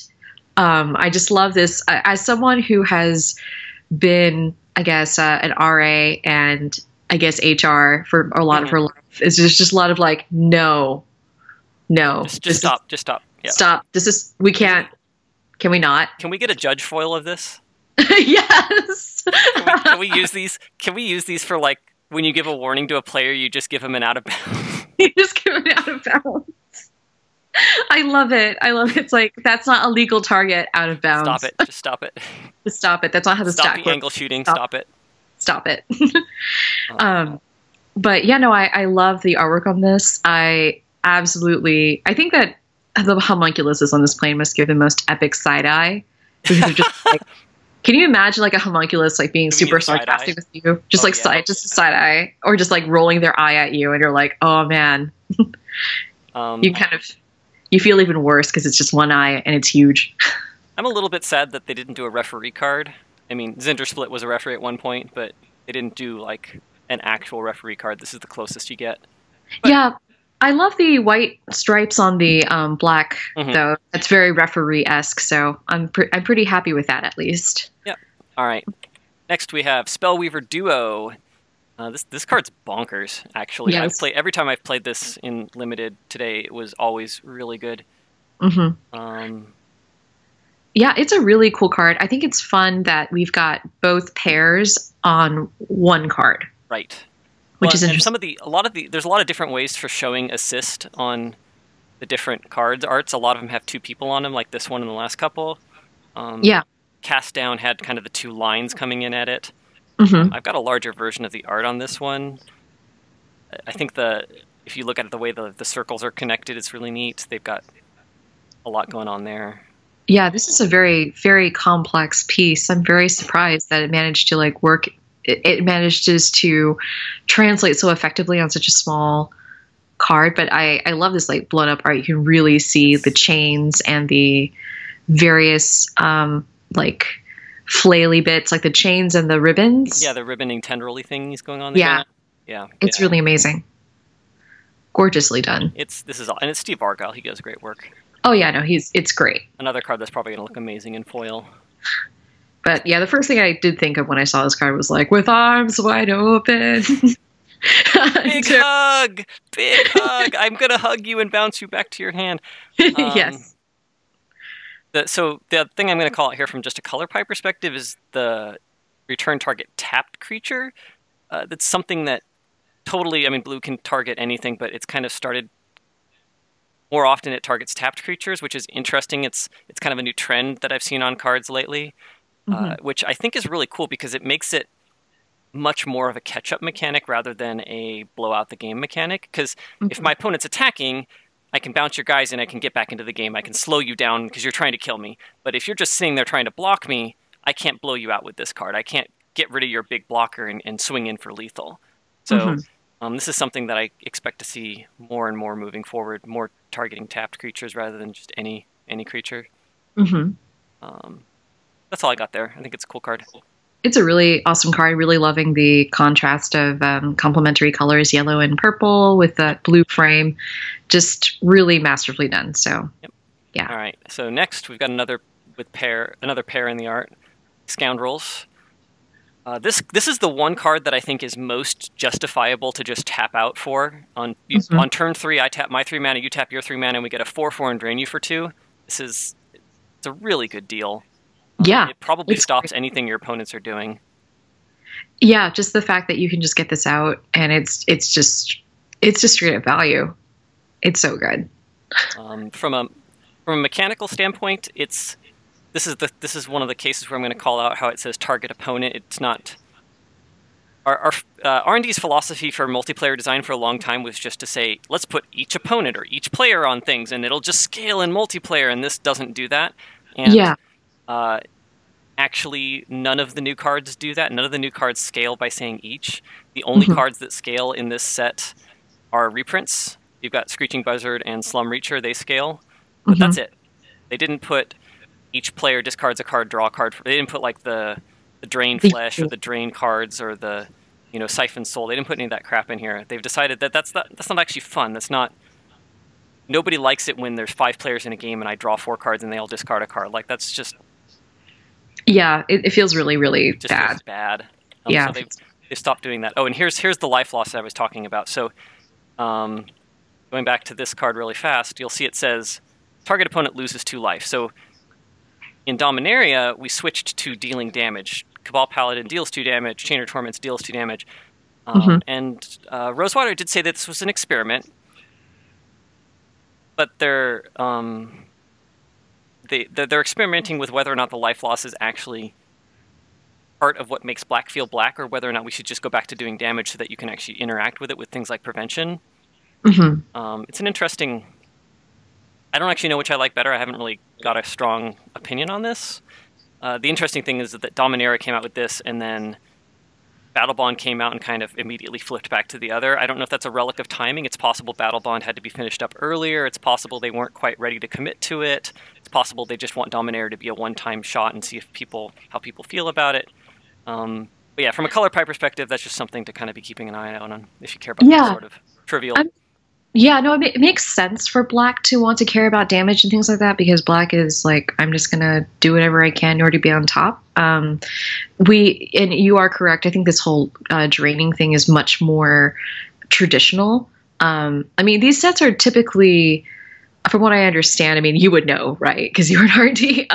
Like they're usually developed pretty separately. So, yeah. So it could just be like no one really talked to one another, and whoever was working on the set was like, maybe I operate on this particular.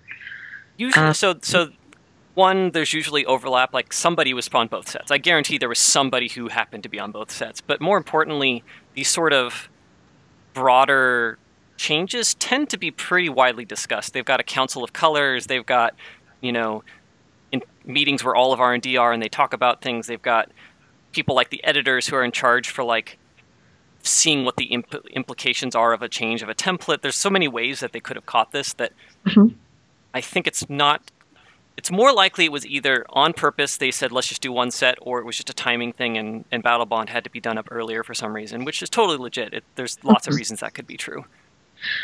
Yeah, well, either way, great card. Yep, that's fabulous card. Really Anyways, cool art. Yeah, I think I have that one big, so I love these swooping curtains in the back, kind of interplaying with the swooping lines of the sword, and then that woman's headdress, and then the kind of theme of like curving talony bits just kind of going throughout everything. Really lovely. I was actually looking at the mask on the lower. The Shredder mask. Yeah, the Shredder mask. Like that reminds me of the zombies in the Cabal. I forget what Odyssey block, where this was kind of when a individual turned into a zombie, they got sort of this face mask kind of thing going on. I don't know if I can find see if I can find one to show off here. This is not a great one, but it's the first one that came to mind. You can kind of see the face mask thing going on there. That was the first thing I thought of. I was wondering if this was a zombie or a thrall or something like that. It could just also be armor. No, totally. Totally could just be armor. I mean, they're vampire rogues, so it could be like they want to protect their teeth. Teeth are important to a vampire. Yeah, well, they have a card called Defang for a reason.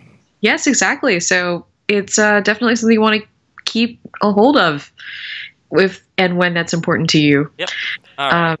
Yep. All right. So I think we're moving on. Yep. So next is the fan favorite. I love this card. Totally reasonable to play this on turn 2 if you've got nothing better to do. Yep. I absolutely love that you can pump this card. And the art on this is just amazing. Yeah. Pairs so well with the flavor text. This is one of my favorite cards because he's just such a jock. Yeah, no, this is such a shock jock, actually. Like, yeah, it's amazing. And it kind of goes with the flavor of like the last. If we go to the last card, the ring plays host to some combatants that the spectators love to hate. Right. And then when you bring it with contrast, this pathetic, the contrast of like pathetic. The spectators love to hate them, and then this is like the favorite. Yeah.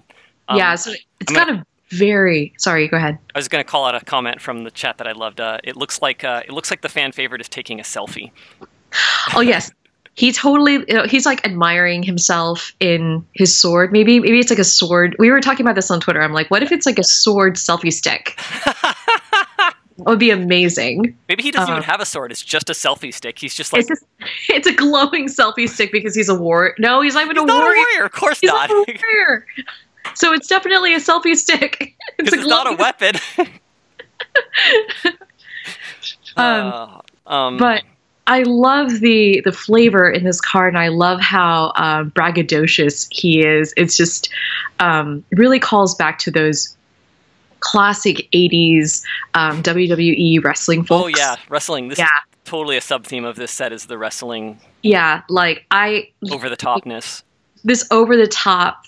I love the drama, and there's got to be like because in wrestling they've got like, well, the Undertaker is the mortal enemy of the other dude, and then he took his wife, and so on and so forth. And so I'm guessing there's probably some kind of drama with the fan favorite where he's oh yeah, he's the hero. These guys are the heals. We're good. Oh yeah, definitely. A little bit annoying that this costs 2 mana to pump. That's not a really great thing, but whatever. I love the giant belt. Oh yeah. Well, he's got his title belt. Yeah. Of course. And he's gonna bash someone with it. He's gonna take the belt off and smash you on the head with it. I guess the last thing I wanted to comment on was the costuming for this particular guy. I've been calling him Celtic Gaston for the longest time. But he's got like a really interesting combination of like he's got like half a coat. Is he like taking a robe off? Maybe that's what's happening. He just like entered the arena and he's like taking one half off and he's like, I can't hear you. And so, yeah, it reminds me a lot of the way that the top is cut reminds me a lot of like Japanese tops as far as it's concerned. But then you've got like the Gothic, by which I mean like the Goths, not like the Goths that fought the Romans, not like emo Goths. Right. You've got a little bit of that going on with the armor as well, which is really cool. So it's like this fun combo of like Pict meets Gothic meets Japanese, which is really cool.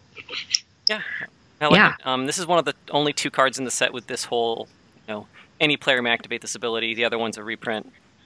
Feral Hydra used to be a rare, pulled down to uncommon. So that's kind of cool. This card's really good, by the way. It's huge. Yeah, you can. I almost wish this had assist, but then that would just be broken. Oh wow! I'm surprised. So they did. We'll get to the. Speaking of assist and X, we've got Gang Up.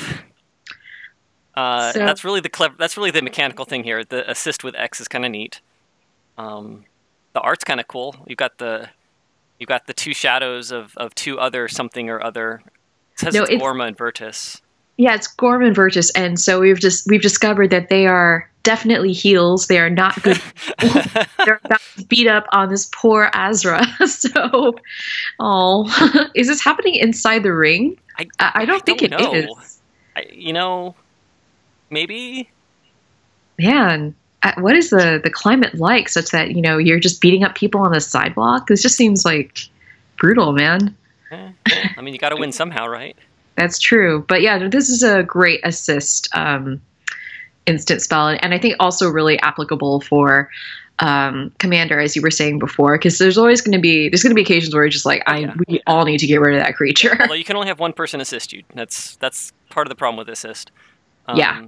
I have a question from chat asking how this reacts to buff spells. The answer from a rules perspective is if you pump the creature's power in response and it gets too big, then it doesn't die. So you can counter this with the giant growth, generally speaking. Mechanically, color pie wise, caring about something being weak, which means low power, is totally a black thing. Most sets have 1 black card that kills something with a low power. And we care about power rather than toughness to separate it from damage and -X effects. So that's intentional. It'll almost always be power. Yeah, black has a lot of disdain for creatures weaker than it. So. Yep. Like, why do you exist, insect? Yes, I will squish you now. Yep. All right, so next we have Flame Tongue Kavu. I mean, Lava Overlord. This card is insane. Even though it does cost 9 mana, it's a lot of mana, but...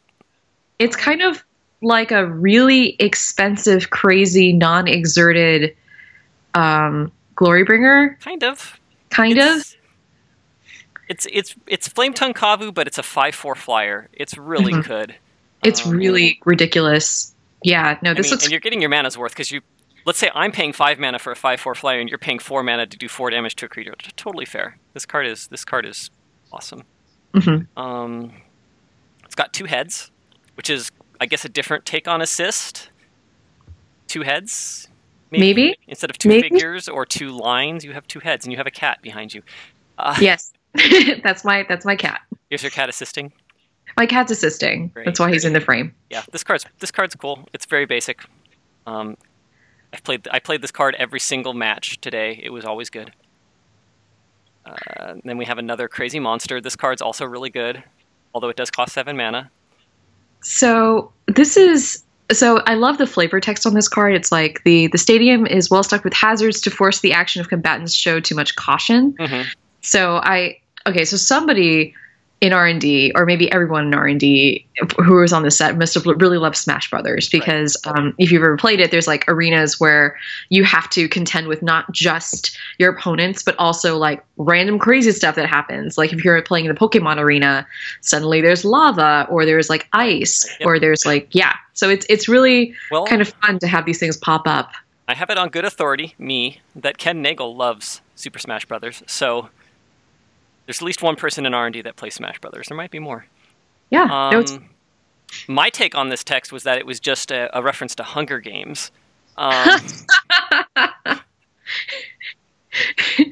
that's like, this set is really just Hunger Games, but maybe without the completely dystopian future surrounding it. I guess people don't actually die, so okay, maybe it's a bit of a stretch. I don't know. I mean, it's got the morphing arena and the hazards and the weapons you go pick up. This is so Smash Brothers, but yeah, it's pretty Smash Brothers. Actually, it's pretty Smash Brothers, but yeah, I can absolutely see the dystopian Hunger Games situation where Katniss and everybody else is like, well, we're pretty new. It's like, just throw in a Hellion, make it spicy. There you go. This card is pretty spicy, although it's a pretty high risk reward. Like if you spend your turn 4 or 5 tapping out for this, and then it gets killed or something, you just put a lot of mana into it. But I did get smashed by this today, so it's pretty good. I'm so confused as to what Hellions are in terms of a creature, like actual biological taxonomical creature type, because it looks like they're giant centipedes. I think they're centipede. They're like demonic centipedes. Or Eldrazi centipedes. I don't know. Fresh in from Zendikar. Yep. So another we have another two-headed assist card here. Nice. I don't have a whole lot to add to this other than it's pretty much the same situation as the last one. Yep. It's fuzzier. It is. It has like a mane and like a coat. It's got a fur coat. It's very weird. So it says in the text, arena beasts are bred for flashiness and foul temper. An extra head addresses both requirements. And now I'm just wondering, okay, so apparently there's this whole secondary market on Kylum where you can just breed the most ridiculous animals and then throw them into the ring to play around with people. I mean, okay, animal rights on Kylum need to go a little further, maybe. Yeah, a little bit. Yeah. The one thing I'm going to call out is that both green and red only had 1 assist common. The other 3 colors had 2 assist commons, which maybe kind of makes a little bit of sense color pie. Like white, blue, and black all have reasons to care about assist, kind of. Black's a little bit of a stretch. Red and green maybe less so about helping others. Gotcha. But I kind of think like they missed an opportunity to do like an assist cultivate or some other assist mana ramping spell. That would have been kind of cool here. Yeah, might have been too good. That's possible as well. So we have another assist X here. This one's doing a lot. Yes. It's got assist and support, which we haven't gotten to. Yeah, there's a lot going on in this card. I mean, like you can, like the fact that you're using assist to just put counters on all the things. This is a very, very two-headed giant card. I can't really see this doing too much in Commander unless you are doing more of that group hug deck, maybe. Right. Yeah. So it's very, but yeah, no, it seems like a really powerful card in two-headed giant though, and that artwork is amazing. Yeah, it's got the insignia being held up by the giant that, I don't think we necessarily know what it is, but maybe you can make an educated guess. Maybe that's... My educated guess is Regna and Krav. Yep, that makes sense. But I wanted to point out the cosplaying goblins. That one is Zinder Split, and it's just like the best thing ever. So I think somebody pointed out that goblins, because they're red, they have... red is a color that's all about self-expression and creativity, so it absolutely makes sense that the goblins on this plane are cosplaying. Oh, yeah. No, that's great. Great. Yeah. I couldn't tell what those are. That's great that you could tell. Yeah, but this is a great card. So our last assist is your blue-black uncommon. Usually gold uncommons are signposts. They're cards that you take and draft, and they kind of give you an obvious direction to go. They tell you what one of the decks you might draft in those colors is. This one's a little bit misleading because there's no assist deck. Assist is not a deck type. There isn't a graveyard deck. There's nothing that cares about the graveyard in this set. So you got to be careful with this card. This card is actually a card that says draft a slower control deck. So this is for your partner. Yeah, it's in the allied color pair, so I think that's a good signal when you're selecting this card to make sure that it ends up in the right color pair partner. But yeah, I guess it's pretty powerful in that situation when you've got a grindy, attrition-based deck like this, like having the ability to bring that back that removal spells to keep the game kind of plodding along. It's really good, actually, and it's... There's a couple other things I like about this. I mean, one, it can return something from anybody's graveyard, but that makes sense in Two-Headed Giant. The other thing I like, though, is it's... A lot of the assist cards you look at and you think, well, am I supposed to tap out on turn 4 for this 8-mana card? Well, the answer for this is probably no, because you probably don't have anything to get back. So it kind of subtly pushes you in the correct gameplay direction. Like, you're not supposed to play this on turn 4. You're supposed to play this on turn 8 or 9, have enough mana to cast whatever it is you get back, and actually get the right amount of value out of this. So there's a little bit of just kind of subtle good design there that I like. Yeah, it really kind of helps nudge you in the correct direction. And you want to be able to maximize the value that you get in terms of that return card. So yeah, waiting until later in the game is the absolute correct thing. So yeah, exciting to see that, yay, control is a thing in Battlebond.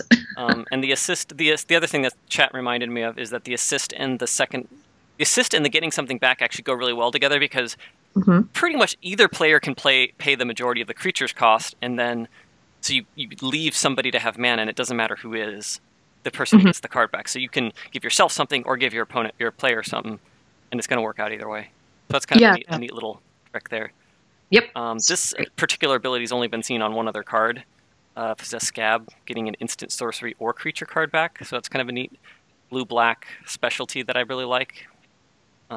Just wanted to point that out. It's kind of a rare thing. Yep. Yeah, I think we're ready to move on to the next set of cards. Friend or Foe? Oh, yeah. Friend or Foe, cycle of rares. It's pretty loose rare cycle, but they all basically do something good for some number of players and something bad for other players. So this is the kind of sub-mechanic that really rewards political play, particularly in Commander. So creating allies is incredibly, figuring out when to make deals and whatnot. This gives you some really great fodder to help sweeten that bargain. Yeah, so the art on this card is really gorgeous. I think it's Regna, but I'm a little confused because Regna has like short hair in her original thing, and now she's got long flowy hair. Yeah. So maybe this is another time period. I mean, it looks like whether that's a weapon or a spelly thing going on, that's familiar. That's from her art. So I think it's Regna. This is the only of the 5 that doesn't have a pair in it. This is the only Friend or Foe card that only has one character in the art. So I guess they tried to make up for it in the flavor text, because it's like, show them the light, my love, Krav the Unredeemed. Right. So I think that's maybe the way that they try to make up for it. But yeah, it is still very pretty. This is because it only has the one character in the art, but more because the effect is so. This is one of the least exciting effects. It's barely rare. Like, this card is only rare because it's Friend or Foe, because you can get this effect at common, or at least the important part of the effect. The tapping creatures is kind of important, but it's not. It's like a falter. It's also a common effect. So you take 2 common effects and staple them together, and you get a rare effect. But yeah, I'm just a little disappointed. I don't have a better design, unfortunately. Like, I don't have another Friend or Foe thing White could have done. Like, you could have maybe made some like 1/1 tokens or something, but I don't know what like a good foe thing is to do. So for this price, exiling seems a little bit too. I mean, you can change the price. Yeah, you can change the price. Yeah, I was thinking like maybe there's like an exile effect, or maybe.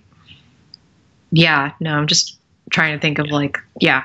I spent some time thinking about this, because I was trying to think, could I make another cycle of Friend or Foe so that this could, like, if this ever came back, what would it look like? And I don't think I came up with enough effects to do it. I could see it coming back as like a multicolored cycle or something. But yeah, so here's the next one. This is where we officially learn about Zyndersplit's referee status. I really love the art on this card, if only because she looks so sassy. But yeah, this is a really interesting mechanical thing. Just the idea of just really, and this is incredibly powerful, I think, mechanically, like I mean, it's a rare, but it's also just like, if you're playing this in Two-Headed Giant, of course, it's really obvious where to draw those lines. But what's really fun is that in Commander, you can really start, duplicating effects or even triplicating them in some cases, which is really, really fun. And then just bouncing back other folks like really big tokens or whatever that could be. Well, I mean, so yeah, seeing a lot of thing you do is you make a copy of your Zyndersplit. That doesn't work. No. You make a copy. You make a copy of your imaginary friend. Put the other imaginary friend in your graveyard and put the counters on the new imaginary friend and draw a bunch of cards. Yes. This is exactly how this goes. This is one of the cards where you might occasionally choose to foe yourself to bounce a card, but that's usually not going to be better than just copying whatever it is you would have bounced, so that seems kind of unlikely.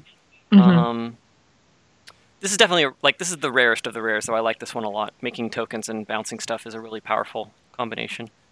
Yeah, no, it's a really fantastic, high-impact card with fabulous art and a fabulous former judge. And the effects are nice and mirrored, too. It's like, I make a creature, you lose a creature. So Black also does that right here with Virtuous's Maneuver, where you get a creature back from the graveyard and they sacrifice a creature. These are both very common to uncommon effects. Again, they kind of come together to make a rare that it's rare more because of the combination of power than it is because of any individual effect. Not a whole lot else to say here. This also not a place where you'd probably change your mind who's friend or foe. Occasionally, maybe you might want to sacrifice something for a good effect. Yeah, I can see that in EDH. Definitely, there are some decks where you definitely want that to happen. But it's definitely, I think, a very powerful card in the right circumstance. But I don't think it's quite as explosive as the previous card. Oh no, not at all. Yeah. Now, if you want explosive, we have Corvos Fury. Ooh, nice segue. It's like you. What? This one's also pretty rare feeling. So the friend effect lets you basically Wheel of Fortune, although it's the same number of cards plus one, it's not a full Wheel of Fortune. And then foe blast people in the head. It's always nice. Oh yeah, this is a really fun, somewhat symmetrical effect. It's just I love that sort of kind of like rummaging kind of thing or looting. Yep. Yeah, and then you end up just blasting people in the face, which is fantastic. So, and this is possibly one of the few times where you might, even if somebody's just your opponent, you might friend them because you know they have something in their hand you can't deal with. Like, I bounce your crazy dragon and then I friend you and you discard it, and yeah, you draw an extra card, but you don't have your dragon anymore. So yeah, it's a great way to like flush away someone's win con into their graveyard. So yeah, really or maybe they've got 6 cards in their hand and you're going to deck them. I mean, oh yeah, that's definitely.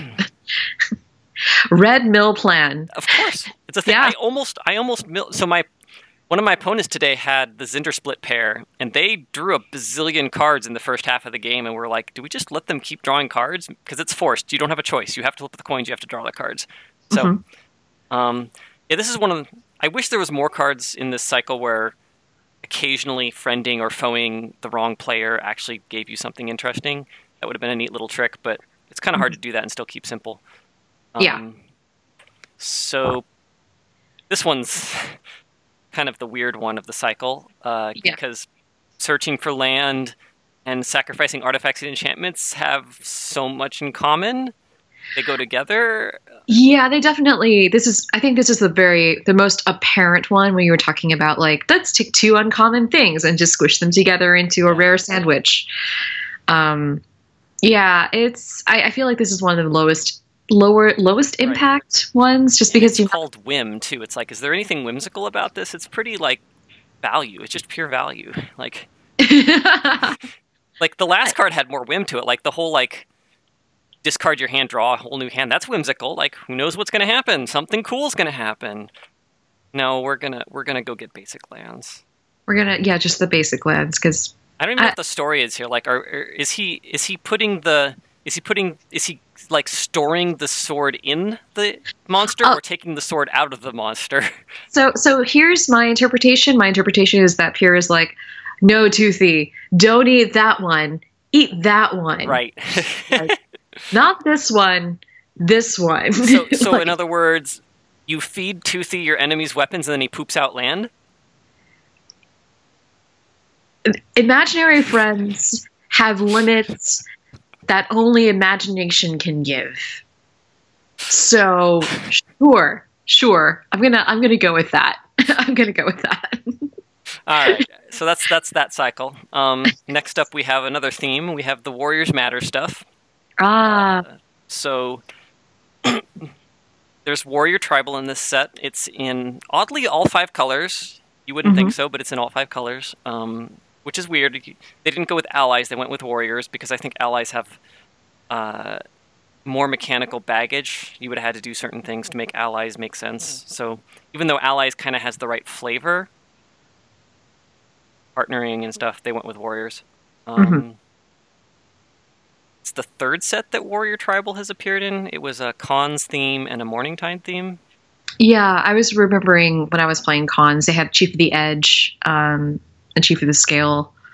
Those were white-black and had really great warrior bonuses. I'm guessing maybe they just wanted to use warriors as like an even footing and even platform for so many of for all of the buffs and whatnot across all the colors. It's just a little bit easier to synergize with. It's a little bit easier to work with when you're dealing with 4 players all at once. So Warriors was white, black, and Khans. It was red, green, and Morningtide. So they've hit most of the colors now. This is, speaking of weird colors, this is your other white elf.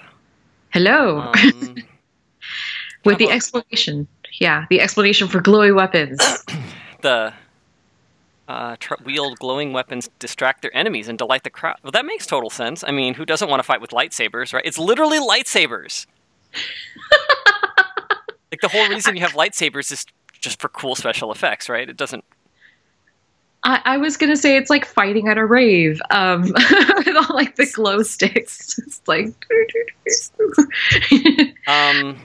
Yeah, I don't have a lot to say about this card. This is a thing that white gets.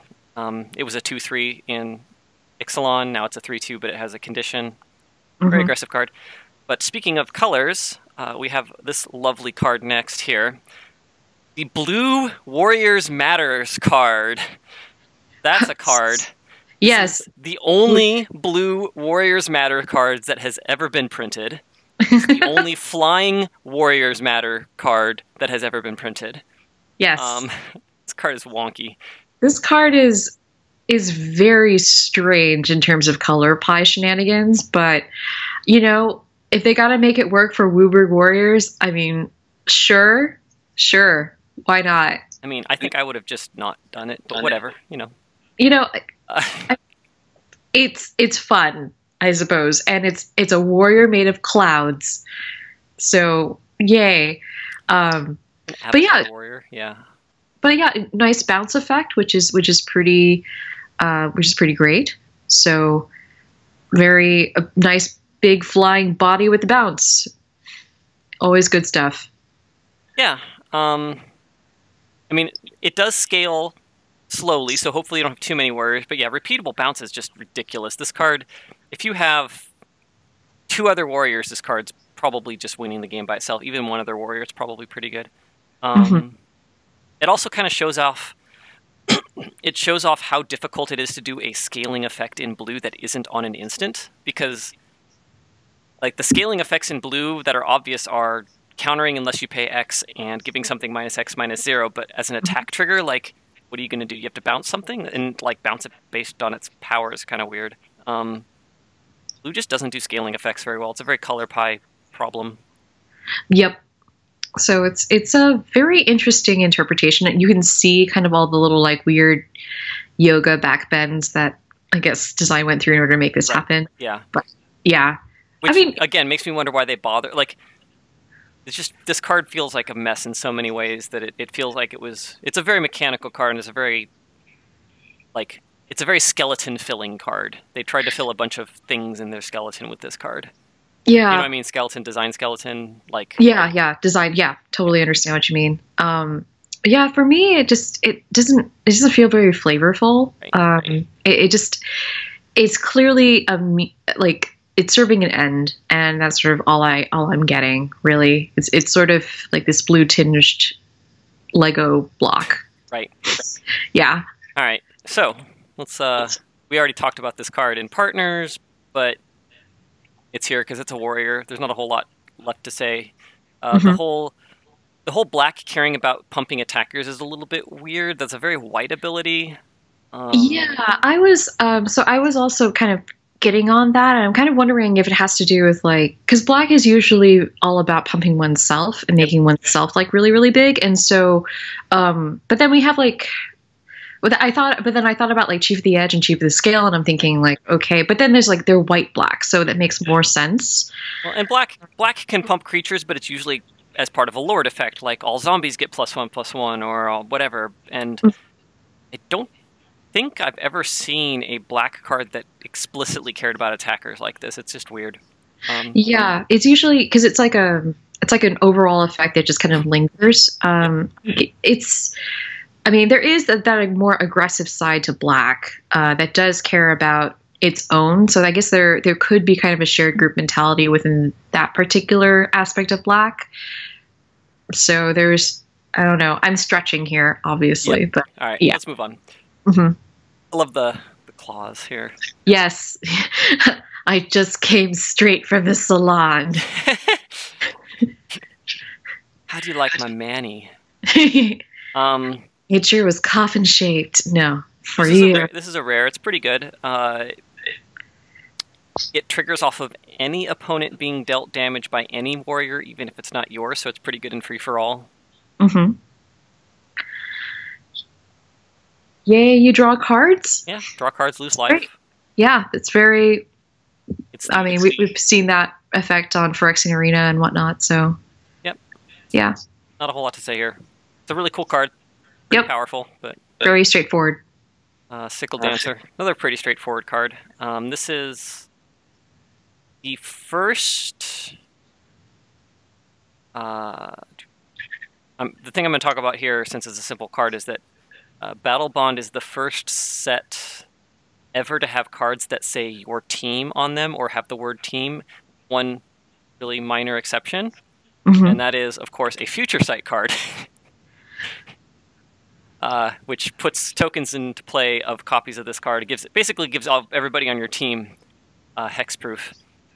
What? But anyways, that was in Future Sight, where they did literally everything they could possibly think of, including talk about teams. But Battlebond finally capitalized on that space. It's the first set to use the word team.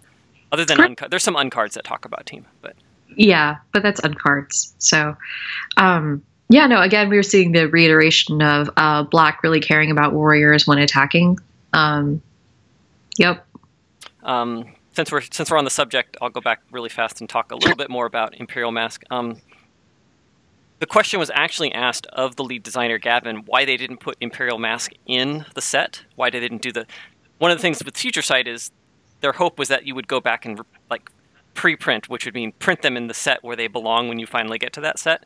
And I think the reason given was just that this isn't an effect that's actually that interesting. It's not a rare that anybody wants to open up. Nobody wants to own this card, or very few people want to own this card. It's not a very high demand rare, and it's not that interesting in sealed play, and it's a rare, so it's not going to come up that often, and it just didn't fit any slots.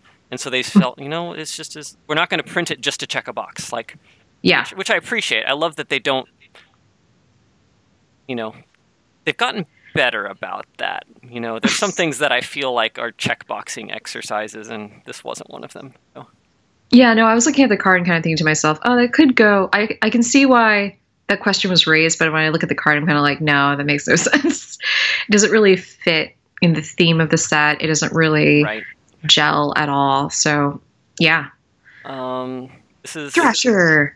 Another cool warrior matters. This is a really saucy reward. I have played against this and with this in sealed, and it just scales. These effects scale way better than people necessarily think at first looking at it. Like Blood Artisan and cards like that. They're like, oh, what's one life? No big deal, but it gets away from you really fast. Oh yeah, especially in limited. And I mean, we saw this effect in vampires during Ixalan, and I mean, other Black really loves this whole clan drain kind of situation. So, absolutely fantastic card. Great value. And he's attacking with a glowing Hellion. Yep. A glowing whippy thing that looks like a Hellion. And I do like the flavor text. Some competitors fight for glory or money. Some just like hitting people. It's an orc. So there you go. Yep. Very much in flavor. So we've got... This is another card from Future Sight.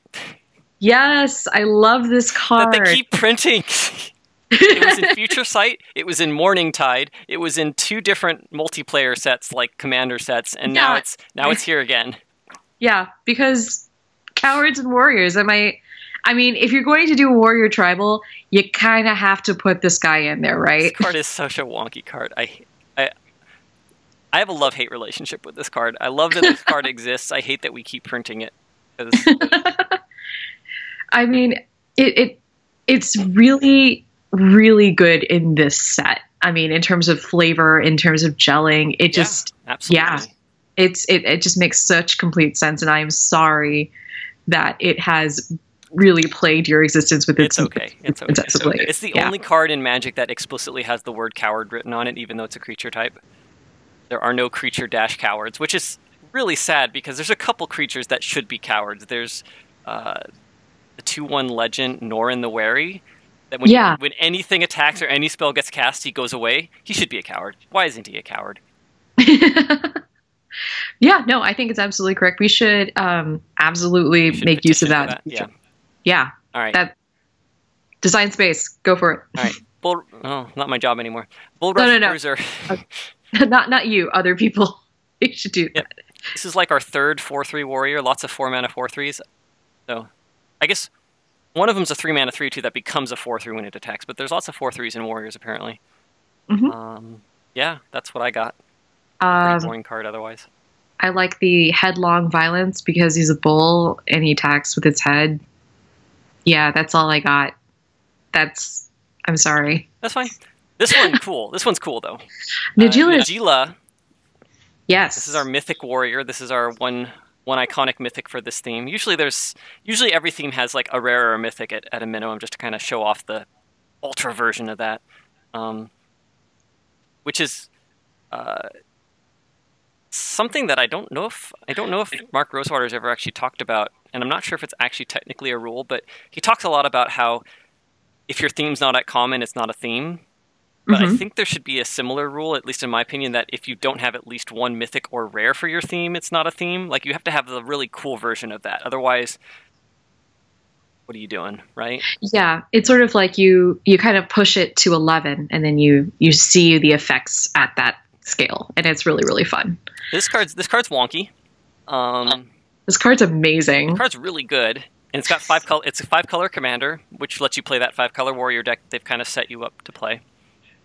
This just screams commander. Absolutely. This card I guarantee was made for commander. I don't have any reason to believe otherwise. Oh yeah. It's one of only 2 legends in the set that isn't a partner. The one thing that I want to call out just mechanically that's really wonky is you untap all attacking creatures and they gain haste as one of their keywords. So they were already attacking. Now you're going to give them haste. And the only reason that's there, there's literally only one reason that's there, and that's because Najeela creates tapped and attacking tokens. And so if you didn't give them haste, they would untap and they couldn't attack a second time. Oh, that makes sense. But I just wish they had just been tokens with haste initially, but they're white tokens. Why aren't they red tokens? Why doesn't it make 1/1 red warrior tokens with... Anyways. Well, because warriors, 1/1 warrior tokens are typically in white. Yep. And they're on other cards, and they only want 1 token. It's just that haste is just really confusing. Yeah, no, it is a very, again, you can kind of see all the backflips being done in order to make the design for this work. Yep. Which is really interesting. It's also weird because it costs blue to use this ability, but nothing about this ability is blue. You untap the creatures and attack with them again. That's red, maybe white if you want to argue. They gain trample, they gain lifelink. You can say any of those are green or black or whatever, but there's nothing blue about this ability. But it's a Bloomberg ability, so it would have been weird to have one color missing, unless they hadn't printed a blue warrior. See,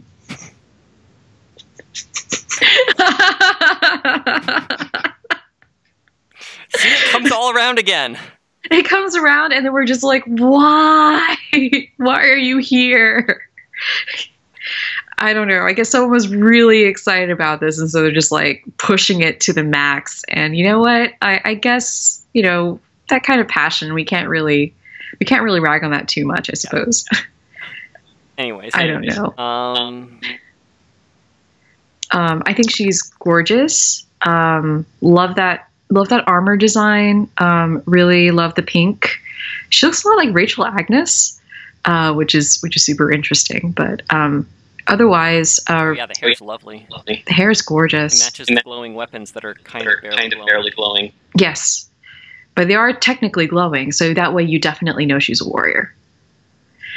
We basically need to create like a Venn diagram of like glowy. So like warriors are like a subsection of glowy weapons, but not exclusively. So it's like it's a subset of a greater set of glowy warrior.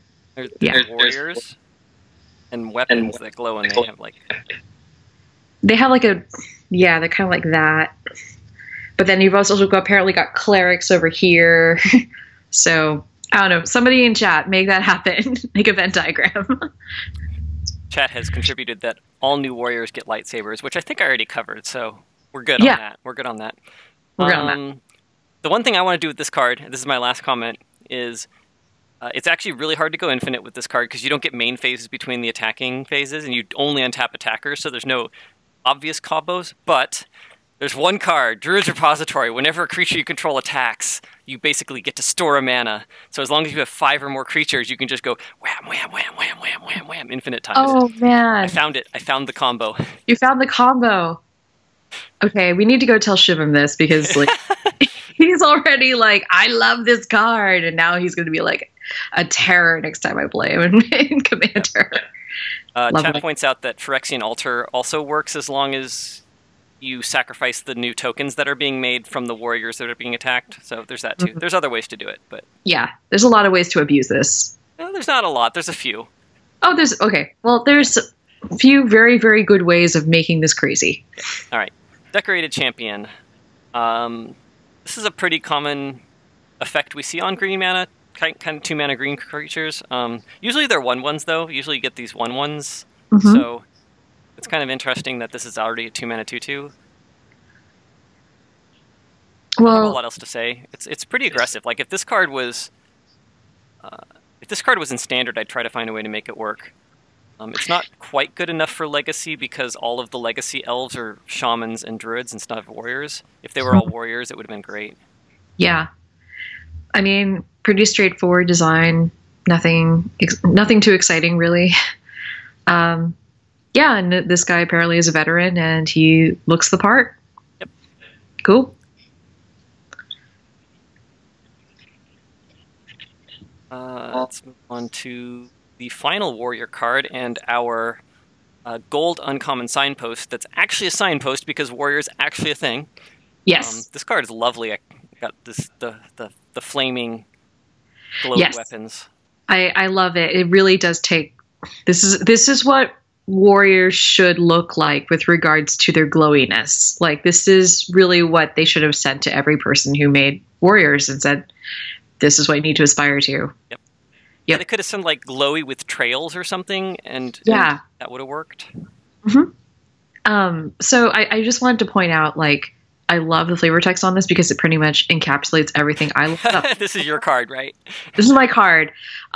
So there's like an ice cream spot like really close to my local game store. So whenever I'm done playing my aggro deck, it's like if I win, then I'm like, hey, you want to go get some ice cream to celebrate? And if I lose, then I'm like, well, I'm going to get some ice cream to console myself. So it's really just like the best plan, the best of both worlds, really. But yeah, more time to celebrate, more time to do things in life. So when you have a victory. I've got bad news for you. I've got bad news for you about 2HG. It's one game. You get 50 minutes, and I promise you'll go to time at least once during. It takes forever. Yeah, no. Usually it takes a really long time, but I just love there is a card that at least embodies my personal ethos. Yeah. Okay. From a design standpoint, the only thing that is interesting here is that we've never actually printed the. Actually, I won't say never. You would think that there would be a 2-mana 2/2 haste in red that's just 2-mana 2/2 haste, and we haven't done that yet. And this kind of highlights that we haven't done that. The only time we did it was actually in red-green 2-mana 2/2 haste, but we haven't done just like the 1R 2/2 haste or the RR 2/2 haste. So it's just kind of interesting. Like we keep kind of dancing around it with these cards, even though I think that card's totally printable. That's all I got there. Not a whole lot.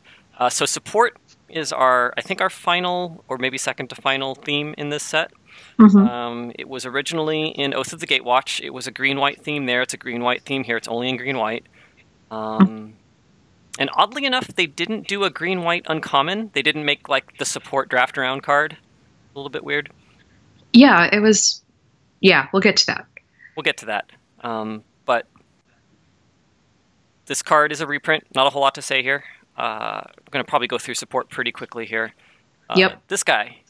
This guy's great. This guy. This card's amazing. I love the ribbon. I love the theme. This is so okay. Oh, he's got the stripes. He's like a jester. He's like, well, yeah. So I'm guessing he's like part of the staff. He or she is part of the staff at the arena, and there must be like a ribbon dancing, cheerleading component, or maybe there's even halftime. Maybe there's a halftime in these rounds, and they're just coming in and doing their beautiful twirly machinations. But yeah, I really do love the fact that there's someone that they've got like a cheerleading, moral boosting aspect, and I think having a really adorable ribbon twirling thing like this is the greatest way of encapsulating that. Really loving the lines in this particular piece, just the curves of the ribbon matching the curves of the dancing homunculus. It's just great. From a design standpoint, this is the only repeatable support in the set, and it's a little bit different from last time we saw it, where it was just an activated ability. This card was bonkers because you could just do it anytime you wanted to. Yep.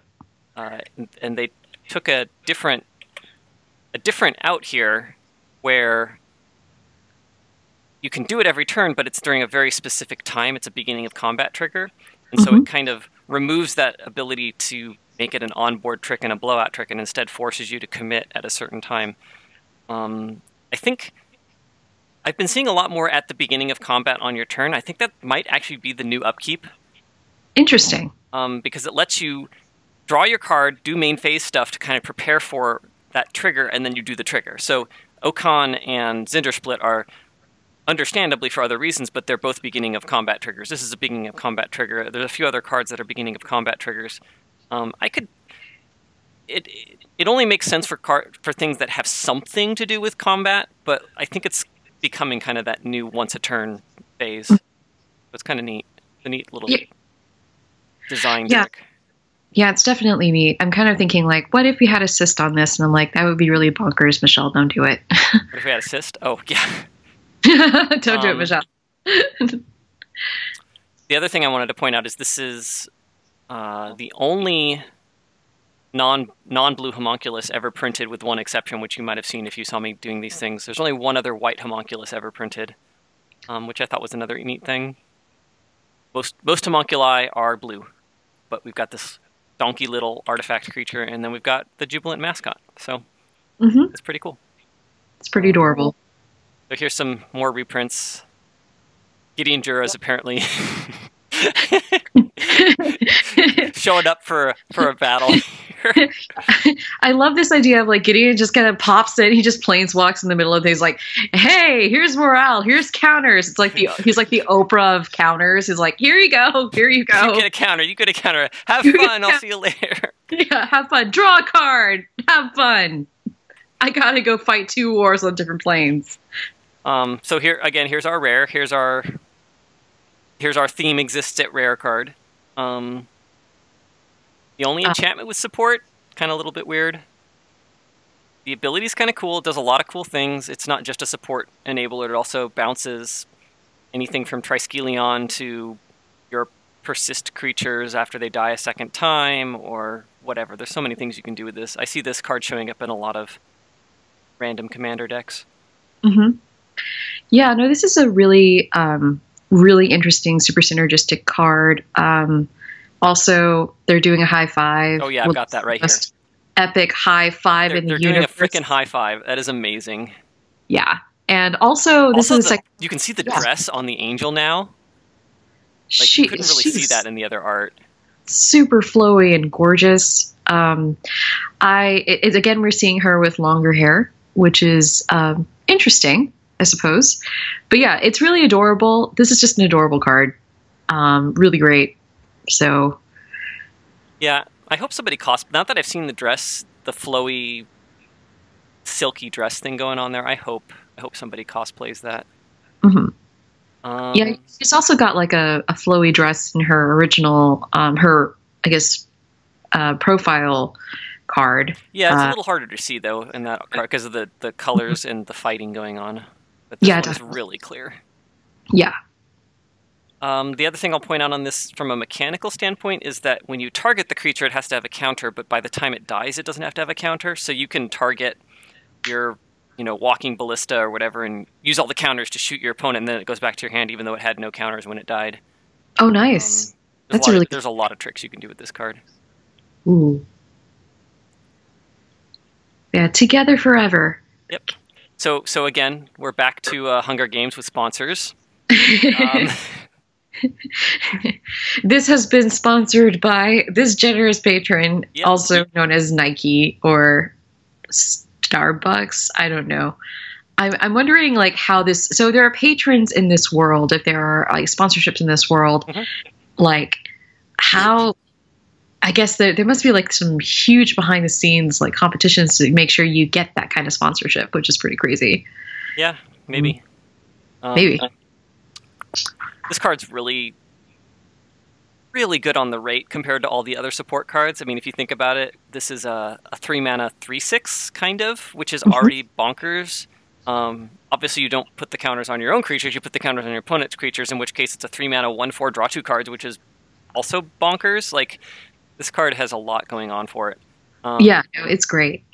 It's a really great card. This would be really good in Experiment Kraj, actually, because you can Experiment with Kraj can take on the abilities of creatures with like +1/+1 counters on it.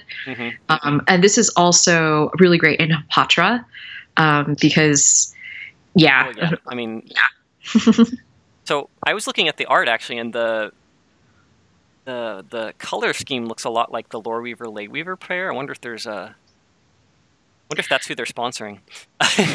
Yeah, that would be really interesting. Maybe she's like tossing flower petals into the air. I mean, that kind of falls into line with like it does. Lay Weaver with her flower kind of theme magic, which is pretty cool.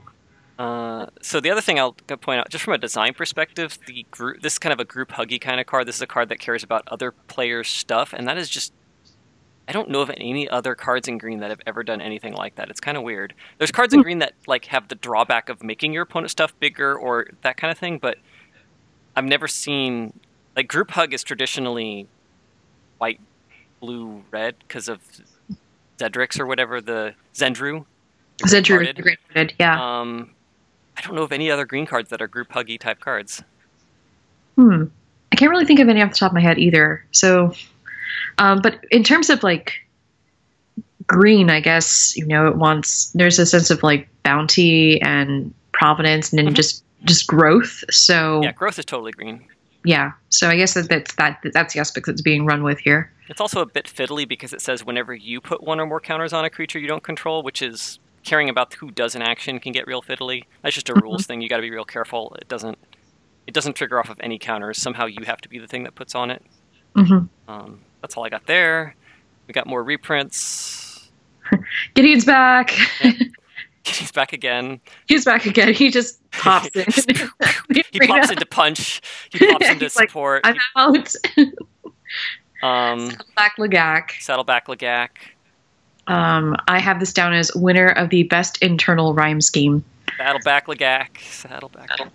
We gotta make a rhyme, a rap. We gotta rap about this now.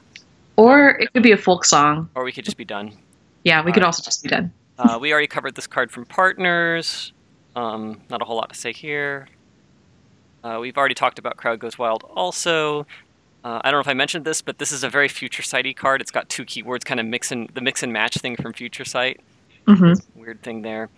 Also, it's the only support X card ever printed. Oath of the Gatewatch had support 2, 3, and 6, and then here we have support 2 and X. It's kind of weird like that. The space that they chose to explore is oddly specific. And that's it for support. Yeah, we are on to unique single cards. We're on to the last little bit here. Yeah. Well, we've got Arena Rector. Yep. Which she's great. Yep. This is just a random commander / legacy plant. Like many cards in the set. Let's not get wrong. People have called this Commander's Masters for a reason. Yes. With True Name Nemesis being reprinted and Doubling Season being reprinted and oh yeah, definitely stuff. Yeah, this card. I love the. Did I get a big art of this? I think I did. We're not ready for that yet. We'll get to it. So this card is based off of an old card called Academy Rector, which did literally the same thing but for an enchantment. Yep. It's literally the same word for word. I think Arena Rector is probably a safer card because Planeswalkers tend to be slightly less bonkers than expensive enchantments and slightly have more safety valves. There's a couple good options up here in the 8 mana range. But, like, what's the best you're going to do? Search up and either do a Wrath or gain control of something? That's pretty safe, right? Well, the thing about Planeswalkers is they don't tend to stick around quite as long as enchantments, usually. So there's that aspect as well. And they do one thing a turn. They have an internal safety valve. Like, they don't... You could... Like, if you're tuning up enchantments, so one of the decks in Legacy uses Academy Rector to get out Overwhelming Splendor, which is a curse that enchanted players' creatures are 1/1 with no abilities. Like, that's just insane. You can't... Once you've done that, you're kind of stuck. Yep. But if I play Nicol Bolas or Ugin, like, you can get out of that. You can just kill it. Yep. There are definitely ways of getting around that. And, enchantments are just really sticky. Planeswalkers are just way easier to deal with, generally speaking. It's got the old school, you may exile it if you do, which is kind of neat. They just literally copied the words. I think if this card had been made today, it probably would... maybe it would have that still. It might instead just say, when it dies, you may search your library if you do exile. Like, it probably would have been in that order. Or it would have just required you to exile it. I don't know. So here's the full art. That's Will. That is definitely Will. That's Will. This is the Arena Rector, possibly with a pre-spark Will saying... I see big things in you, buddy. You're definitely... You've got something going on. We're gonna... And then, of course, she dies, and his spark goes off. Like, there's a whole story in this card, which is really cool. I bet you there's going to be a story about this card, or about these... There's going to be a story about Will, or about the Kenriths. There has to be. Yeah, it's like just... Well, it makes me wonder, like, who is this person with the really awesome cowl quilt tunic thing? It's like, this is... Yeah. It's a really cool card. There's really great story in it. Like, if this was a normal set, I'm betting this probably might be like a story spotlight card, something like that. Yeah. I love the little glowing orby thing. I'm not sure what's going on there.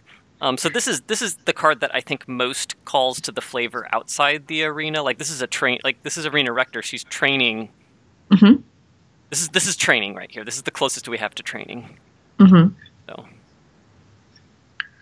Yeah, she's one of the few behind the scenes people that we see, which is unfortunate because I would really love to know how does this place work? Chat calls out the matching earrings to the belt buckles, which I think is amazing. Oh gosh, I can't even see that. Well, in fact, it's like really swirly kind of pattern. You can kind of see that echoed also in her cowl. Yeah, absolutely. It's pretty neat. All right. Next up, we have another random powerful card, Brightling. Mm-hmm. This is part of a super duper long-term cycle. We'll talk about this card in a second, but we'll go back to the original. Morphling is where it started. This was an Urza Saga card, and it was printed because at the time Morphling was made, clone was too complicated for Magic rules. R&D wasn't allowed to do copy effects. And so Mark Rosewater was like, well, what if we just make something that can kind of do a bunch of stuff, and it's kind of like you're copying by virtue of you just morph into whatever you want to be. And so that's why the art has that, two-face thing going on. And so Morphling was a very popular card. It was really powerful in the old days, especially with damage on the stack. Yes.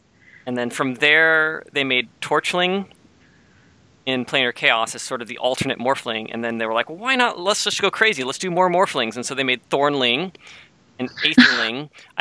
So these two break the cycle a bit. Aetherling is the second blue Morphling, and it costs 6 mana instead of 5, and I just don't like this card. It does so many things different.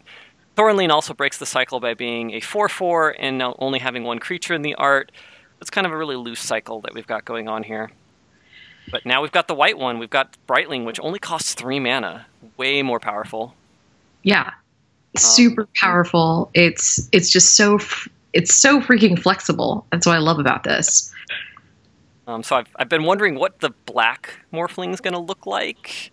So usually you've got, the pattern, they always have the +1/-1. They usually have some sort of ability to survive, so maybe indestructible or something. I think that's the green one did that. Maybe maybe you can return from the graveyard or something. Yeah. Yeah, that's my thought. I'm thinking, you can return it from your graveyard to your hand. I would guess maybe Death Touch. Sure, I could see Death Touch. Death Touch. That goes well with the -1/+1, so I could see Death Touch. And then I don't know what so the first ability is usually some sort of untappy type thing, in this case Vigilance, and black doesn't really do that, so I don't know what black's going to get there. But possibly, my first thought was either like Persist or, maybe just Flying, honestly. Like, I can see that just happening because it's like a secondary, tertiary ability in black. But I'm not really. But I don't know. Maybe it won't untap. Maybe it'll have something different. Maybe it'll have something different. Maybe it's like, maybe it gives a mana ramping ability. Oh no, that's really more green. But you have that in Cabal Coffer. I don't know. Yeah, there's I don't a lot know. of Anyways, got anything to say you want to before we move on here? Gorgeous art. Really love this. I couldn't find. Oh, I did have a big art actually. Yeah, let's move on to the art here. Yeah, the art is absolutely beautiful. I love the slightly like what the heck look on the left one's face. Yeah, the right's obviously the copy. But yeah, no, really. Another Steve Argyle special. Another Steve Argyle special. Just I'm not entirely convinced about the practicality of that chest piece, but it's cool. She's got Vigilance. I don't know. It's lifelink. Chat calls out Wind Reaver as a Morphling variant as well, which I agree. I missed it because it wasn't an actual Ling. It didn't end with Ling, but Wind Reaver was a 6 mana card that kind of did Morphling-like things. So yeah, Arcane Artisan. This one's a weird one. I don't know what I want to do with this card because it's a little fragile. It takes a lot of mana investment. It's got 3 toughness, and if it dies, it exiles all the tokens. So you're pretty invested in a pretty fragile card here. But boy, is it crazy! You're making tokens of anything. I'll discard Emrakul. Yeah, that's basically the general idea. Is like you can cheat out all of these big fatties, and you're just like. But yeah, I also agree that this is an incredibly fragile card. I'm not really sure. I think this is very much like a commander card. But the idea that it can die so darn easily is definitely like a risk. So I can see it in an EDH deck where just cheating out stuff is the way it wins. And this is one of those like backup Yeah, it's like you've got your show and tell and your sneak attack and whatever, but yeah, this as well. Yeah, I could totally see it. I saw someone talking about this for Legacy for show and tell, but they didn't make it. Yeah, because it's on a stick, it's definitely much more fragile, but I like it as a redundancy plan. It's got target player. This is one of the sets where they do random 2HG enabling on cards. It's the only time they usually don't put words like that on cards, so that's an interesting thing. The other thing is the last ability has some weird timing, but it actually makes this card one of the least abusable cards of its nature. Because there's no way for you to sneak something into play forever. There's just no way to do it. You can't. It doesn't matter which order the thing comes into play versus leaves play, because this causes a delayed trigger. It will always eventually trigger again later and remove all the tokens, which is kind of cool templating technology. It's taken them a while to figure out all the tricks to get around the O-ring tricks and the other random things. Makes sense. So, yeah. Let's move on to Fumble. This card's amazing. I love this card. It's so flavorful. Such flavor and such a blowout. Yeah. Oh my gosh. This is going to be such good hate in Commander against my Kittens with Mittens deck, where I basically just Voltron out a cat with tons of equipment, aka mittens. And so, yep. Yeah. You dropped this. Oh, you dropped all of these things. I guess I'll just pick them up and put them back on now. Well, I mean, I don't know how you fumble an aura, but we'll count that. The card wouldn't be as cool. The one thing to watch out for is if your opponent's the only one with creatures, you have to put them on another one of its creatures. Like you can't. You don't want to use this if you have no creatures. Yes. Bad. There's also no equipment in the set, but this is obviously not just for limited. It's just a cool card. No, it's a great card. I love this. I love that they're taking this design space where blue is like about trickery and stealing things. And yeah, this is absolutely perfect. All right. Moving along. Saltwater Stalwart. Not a whole lot here. It's your typical blue attacks, draw card. It's a warrior, which is a little unusual. It targets players, which again, this is kind of Battlebond, getting to do things with templating we don't normally do. Normally, you would never put target player here in a normal Magic set. In fact, R&D, even on cards where it's almost free, tries not to do targeted card draw anymore. I guess they don't want people to win by targeting their opponents. Yeah, I'm having them mill out that way. I guess interesting.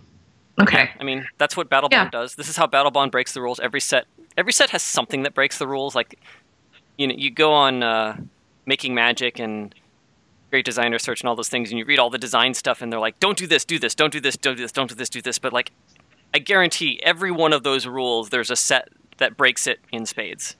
Oh yeah, definitely. Because that's what set design is about. It's about finding those one or two things you're going to break and break them properly and show what a world looks like if you break those rules. Then keep everything else constant.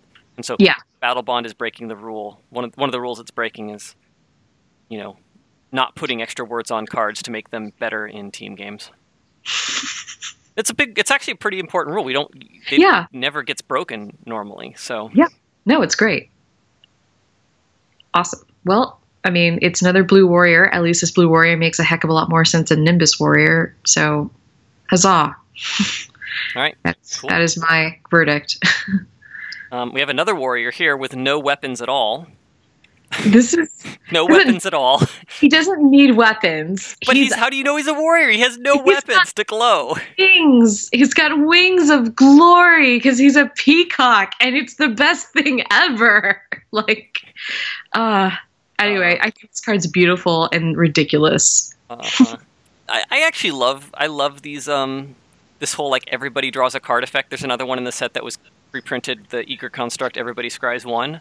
I actually want to see these in every set. I think this card, it would look a little bit weird in a normal set, but I think it's actually a really good skill tester and a really good limited fixer. Like, do you play this card? I don't know. And I think it actually depends on what kind of deck you're playing and whether your opponent's playing a different kind of deck. And it's an interesting sideboarding game of which deck more wants to draw extra cards. Am I that deck or are you that deck? And I play it or don't play it based on that. So I played a ton of Eager Construct in Kaladesh Limited because I felt like, one, I'm a better player, so if there's more decisions, I'm more likely to be making more better decisions.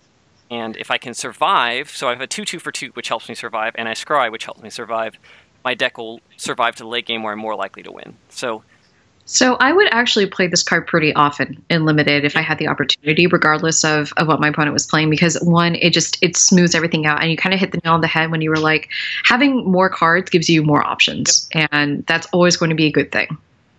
And of course, it's also a 3-mana 2/2 flyer, so there's that. And with amazing artwork. Yes, this card is just all around great. Yep. I'd love to see more cards like this in normal sets. Yeah, definitely. So Spellseeker, I don't know what's going on with that skin there. That's pretty creepy. Yeah, I mean, it looks like there's some kind of scarification. Maybe that's just part of her magic. I hope she uses sunscreen. Yeah. Yeah.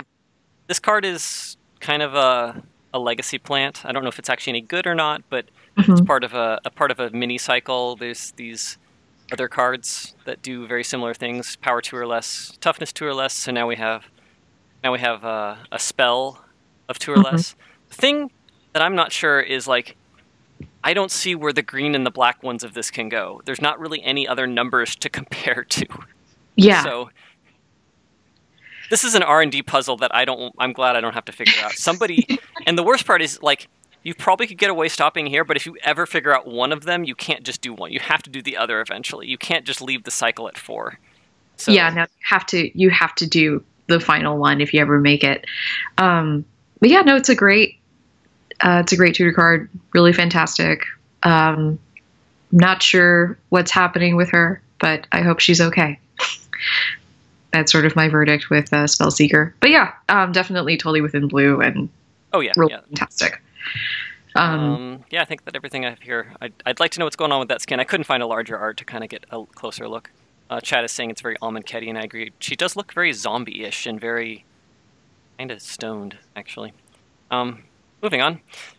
Archfiend of Despair. It's a demon without any actual drawback, which I hate, but that's my problem. We do demons without drawbacks all the time, but I just feel like demon inherently should have some sort of life cost or other drawback. Even if you have to pay, like, even if it's optional, that's fine. Like, pay a life or sack a creature to do a thing. But anyways. But we established earlier that demons are nicer. You're right. Demons are nicer here. So that's why this causes you to double the life loss every turn. That's very nice. It's a very nice thing. Very, very nice guy. Like, I mean, he's probably the great grandfather. I'd love to go have a beer with him. Yeah, definitely. Even though I don't drink. Yeah, we're just gonna swipe right and get some coffee with this fellow. Yeah, this design's pretty derivative. It's interesting that this line of text at the end could also be written as a red card by just saying double all damage done. It's literally the same thing, or double all damage done to players. It's like basically the same thing. But it's the black version instead of the red version, and it, like, makes it feel black instead of red. Yeah, because it's like life loss as opposed to like damage. But yeah, no, I've seen demons like this before. I've seen effects like this before in black. It's nothing really new. Yep. Speaking of demons, do you have an inner demon? I think we all do, don't we? I think we all do. Mostly I'm just enthralled by this art because, one, it's obviously a warrior, but more importantly, I think this is like some weird cross between, like, Batman and Venom.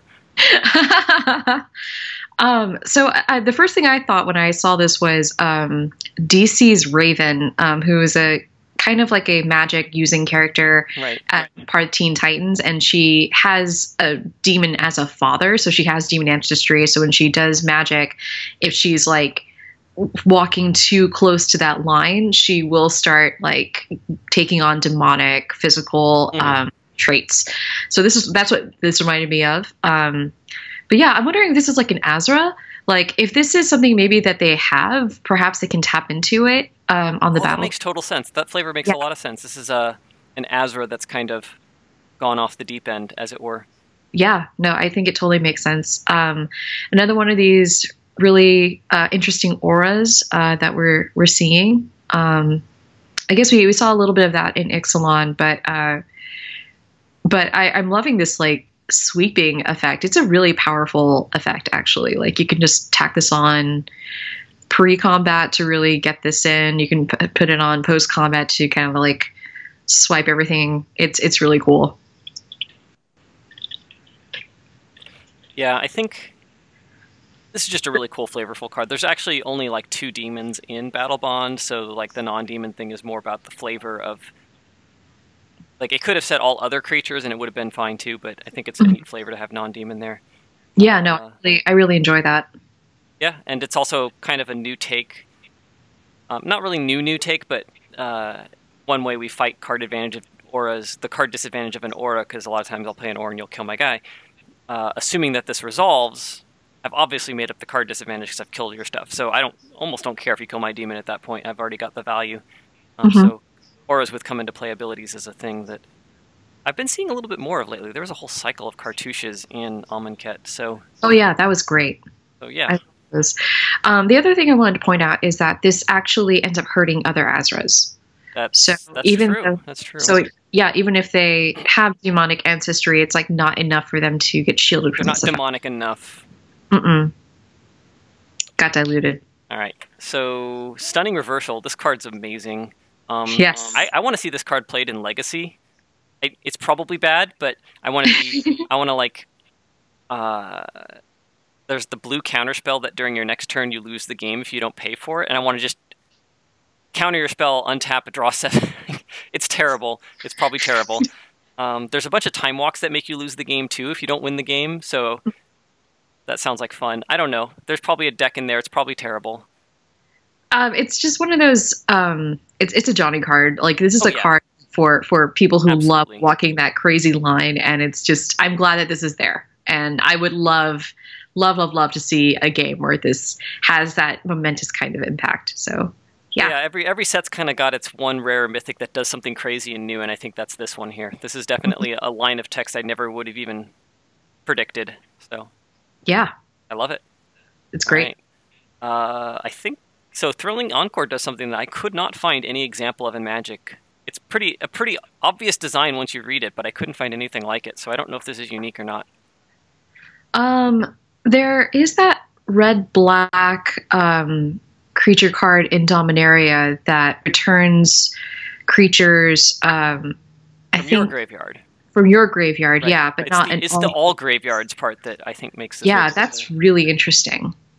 Because we have had reanimator spells where it's like you just return everything, but it's not restricted to a turn, right. Whereas this one is. So yeah, it's a pretty cool card. And it's also really obviously great in like EDH or something where one player wraths and you're like, cool, I'll take all those. Mine now. This is great. Welcome to the winning team, indeed. Azra Bladeseeker, so this is more that Hunger Games. He's going to drop his dagger and pick up a sword, and the sword's glowing, so now he's a warrior. Yep, that's how you know. That's how you know. Strictly better upgrade, yes. Well, I mean, it's obviously bigger and glowy and stuff. I don't know what's going on with that costume. That is a crazy looking... Are those like pom-poms? I don't know. Like, and it's only on one side, or maybe that's a cape? Maybe it's supposed to be a cape?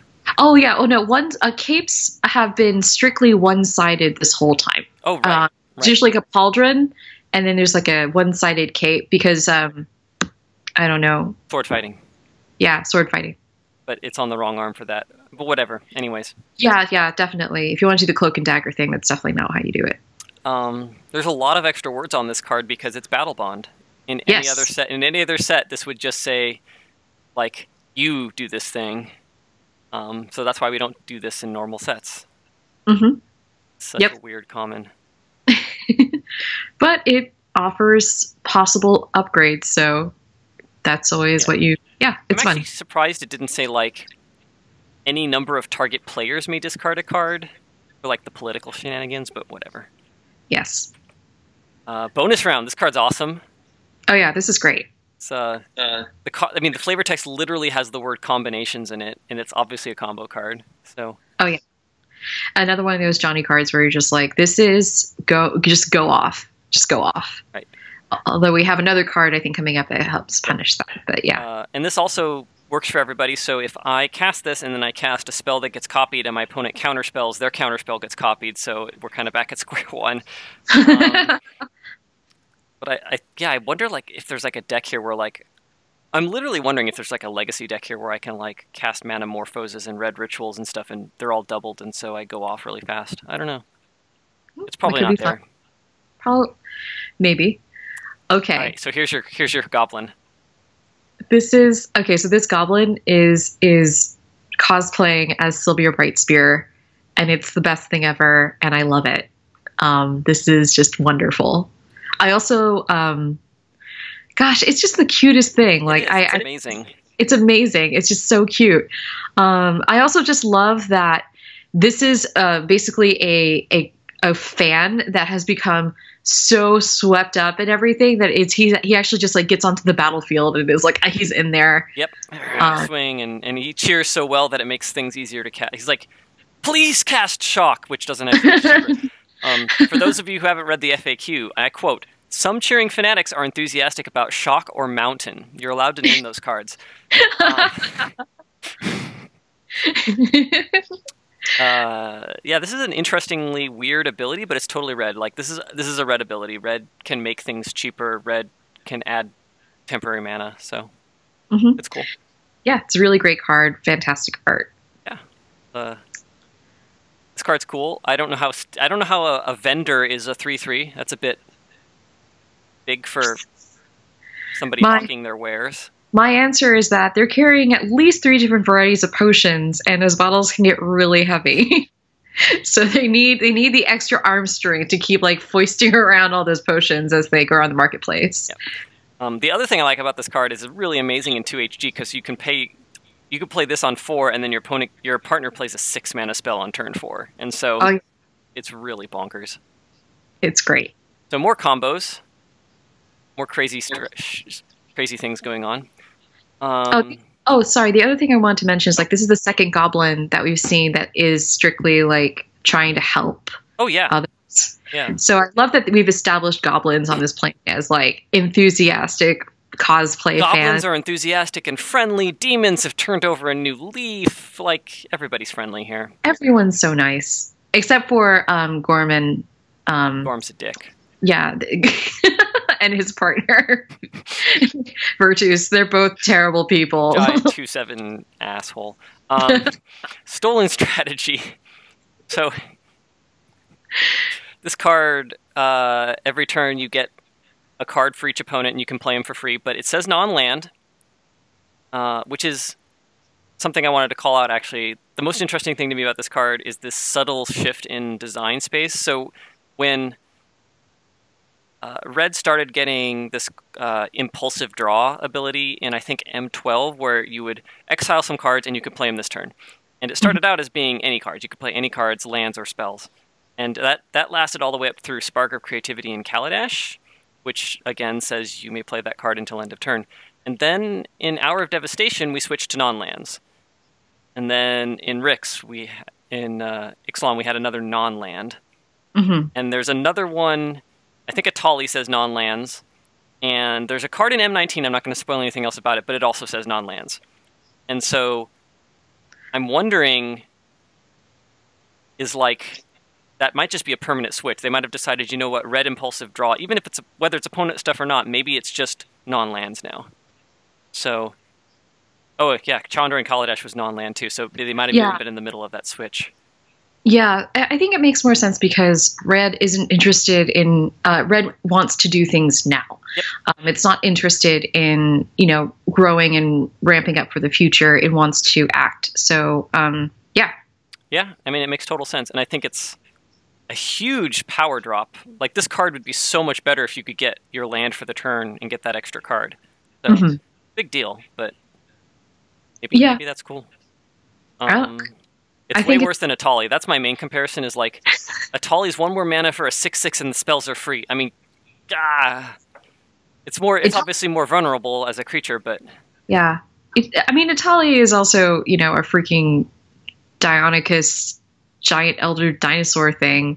So, And of course, you know that Italy was pushed really, really hard, probably to make it super epic. And this, on the other hand, I don't know, pretty standard, I would say, given what we've seen so far with wanting to only focus on non-land cards. So yeah. Yep. I think that's everything I've got here. So now on to green. Bramble Sovereign. This card's ridiculous. Oh, this art's so amazing. I remember when a 4-mana 4/4 in green was like a big deal. Like that was already a really strong card. Back to like Ravenous Baloth day, where like you'd play that card just because it was a 4-mana 4/4 with minor upside. But that's not a thing anymore. Nobody cares about that. Creatures have gotten so much better in the last 10 years. Oh yeah, 15 years. This does some weird stuff. You can copy anybody's stuff. They get the copies, so you can be like, you want to be my friend? I'll give you another Muldrifter or whatever. Or you could be like, oh, look, you played Phage. I'm going to copy it. You're dead. So this seems like a very flexible friend or foe kind of thing. It kind of fits into that flavor of like rewarding and giving sweetener to the pot for the bargain. But yeah, this is an incredibly powerful card. Like, oh my gosh, this is going to be crazy, Commander. Yeah. Yeah, and this card's pretty cool. Yeah. This art's and the art is gorgeous. I mean, it's wolves made of wood. I mean, how amazing is that? It's got a lot of like Selesnya kind of a flavor thing. Yeah, definitely. Yeah, yeah. And of course, there's 2 wolves in the art. That's perfect. Of course. All right, we're almost done. We're getting there. Combo attack. Not a whole lot of interesting here. This is basically green murder. Yep. Fight. It's not actually fight because they don't fight back. Fighting. It's just doing damage. They're just smacking in your face. And because it's 2 creatures, you're probably going to be able to kill something with pretty much any combination of cards you have, as long as you're not super far behind. This is just basically green murder. Mm-hmm. It's pretty good. Pretty good. I don't have much else to say. Oh, I love this next card. You mean Grothama, the All-Devouring? Oh my gosh, legendary it's so worm. great. It's our only legendary worm ever printed.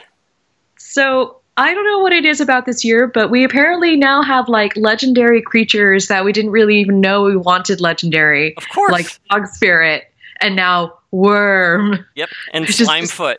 Like and legendary valid. Yeah, no, it's great.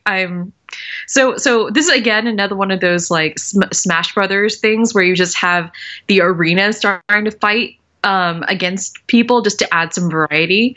And so I just love this idea of a giant lipless like worm just popping out of the ground and just being like, I'm here. Yep. So fight me. So the thing I want to do with this card is I want to put Helm of the Host on it and then attack with the duplicate and have Grothama fight itself, both die, and then I draw 20 cards.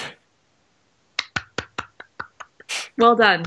Well done. That's my bucket list right there. Yeah.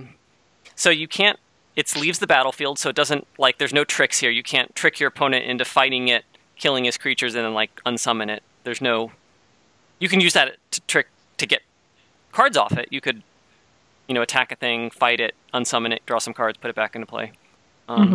This is a really weird card, though. It is really strange. It's just like you now have like, so it's like when you're attacking, you can attack the player, you could attack a planeswalker they control, or you can now attack Grothama, the All-Devouring. Right. Yeah, it's like here's another thing just to throw at you. But I like the incentive it gives you, that drawing card situation. It's almost like a bounty, really. Yeah.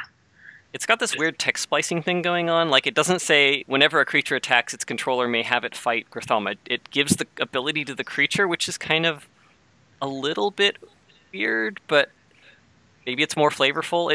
It has the indirect you problem is the main problem there. Like, other creatures have whenever this creature attacks you, so you might think, oh, well, I control Grothama, I get to choose, but that's not the case. The you kind of carries over to the other card. Yeah. The only thing I can think of that justifies that is like the trigger rules in tournaments mean that by granting the ability, you're now responsible for it. I don't have to remind you of it. Yes. It's kind of interesting. Like if this had the other version, then every time you attack, I would have to say, do you want to fight? Do you want to fight? Do you want to fight? And like I'm actually obligated to point those things out, which is Yeah, here it's sort of there's a very clear implication that you is referring to the creature's controller. So it's not it's as really confusing, but yeah, it's not as confusing, and it's a really like probably the most succinct way for them to get that taken care of. I like text splicing, but it is a little bit weird. Yeah, it's a little weird. Speaking of group hug green cards, another eager construct variant that I hope we do more of. Yeah, no, it's really I don't know, it's fairly straightforward as far as I can see. It kind of reminds me of the flyer that we saw earlier, also for 3, where you know, everybody just kind of gets it on the. Which was also a warrior. We have 2 warriors that help everybody, as you expect. Yes, warriors. Definitely the first people I think of when I think of people who help everyone. I like this card. I want to see more of these cards. I don't have much else to say. This card's pretty solid as a 3-mana 3/3/2. So yeah, it's great. It's just strictly upside. All right, now this Archon. is this is the white green. I guess supposed to be a signpost, but it's not. Well, it's a rare, so that doesn't count for anything. That's true. So from a design standpoint, this has a white keyword, then a white green keyword, then a green keyword. So that's nice. That's really elegant. But unfortunately, the rest of the card's just pure white. The green has nothing to do with this, so I wish it had been just a white card.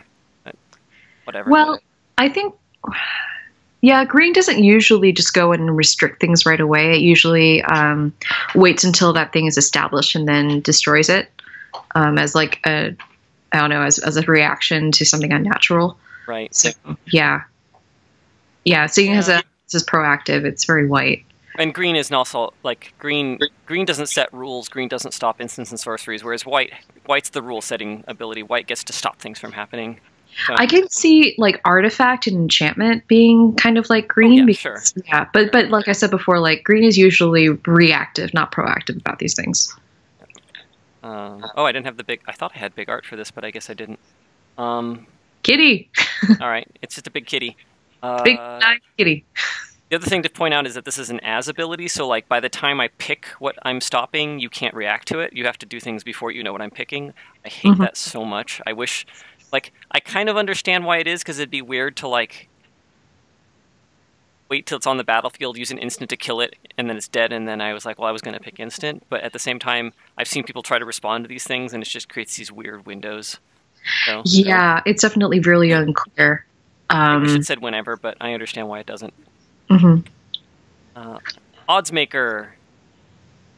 So there's just a little bit of just general trivia about the set. There's 20 gold cards in Battlebond. Each ally pair has a common, 2 uncommons, and 1 rare. Most of them are reprints. 3 of the 4 black-red cards are new cards. So for some reason, black-red just got all these new cards. I don't understand why this card is a warrior, because she's got a glowing weapon. I know he's got a glowing dagger that they're stabbing the table with the money, and it's like, why is this a warrior? It might have been errata. I'm not really sure. I completely see it. I understand though, because like maybe there's like a gambling ring, and then they're placing bets against themselves or other people, and so that's what's going on there. But yeah, when you look at the art immediately, it doesn't really scream warrior. It screams like rogue. Right. Yeah, Azra Rogue I would have totally bought. Oh yeah, totally. But yeah, there's I think it's a pretty good card. I mean, it's a great card. It's a pretty great card. I think it should have been red-green, in my opinion, because you're discarding a card, and then if you hit with the creature, you draw 2 cards. So the discarding to draw cards is rummage, that's red. Drawing cards when creatures hit players is green. Combine it together, you get a red-green ability. There's nothing black about this. Like, I don't think this should have been a black card. I mean, it's a warrior, and warriors are the red-black, mostly in red-black, but green can have it. It could have been a green-red card. This is a weird. I don't like this. I can kind of see an argument for black wanting to draw cards for like dealing damage, just because usually black draws cards by paying its own life or using its own resources. It's very rare that. Yeah, you're using somebody else's resources. I think the idea is like you're using somebody else's life to pay for your cards. So that could be one way of going about it, but that is a little like I feel like I had to do a couple of like no, flips. you're You're stretching. You're stretching. I'm stretching. You are stretching so hard. I know. I'm trying. This should have been a red-green card. That's all I'm saying. As a designer, I know better than R&D. This is a red-green card. It's also not a signpost. There's like, you'd think it's an uncommon gold card that it would tell you what to do. There's nothing that cares about discard. No reason to fill up your graveyard. Like, there's not a whole ton of random evasion. It doesn't care about warriors. It doesn't care about warriors. This is like a weird, weird card.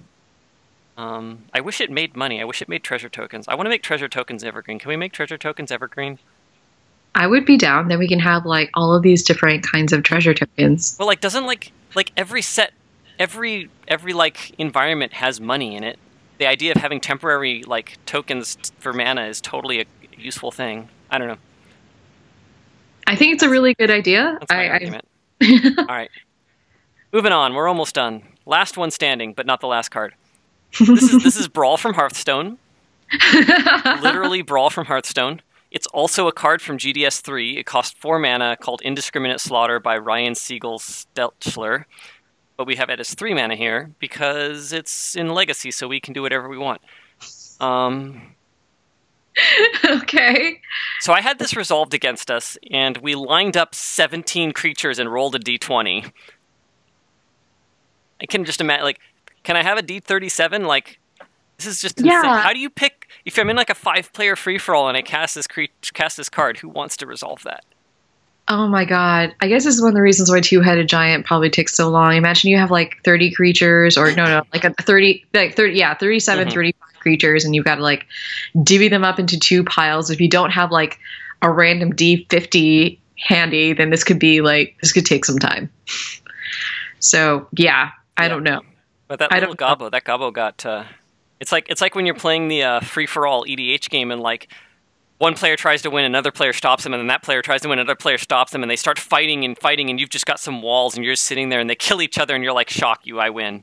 Yes, no, I've been in that situation before. I think everyone has, and it's just like, yeah, I'll go report. Thanks. Yep. Yeah. But yeah, this card's cool. I'm glad this card exists. It's great. And that Fennec Gobbo is so cute. Yeah, this card's kind of weird. It's a Etherflux Reservoir kind of like card, but that one gained life. Had a simpler template. Sentinel Tower deals damage, but it says equal to 1 plus the number before it, which is literally the same thing. I don't know why they went to all that trouble instead of just saying equal to the number of instant sorcery spells past this turn.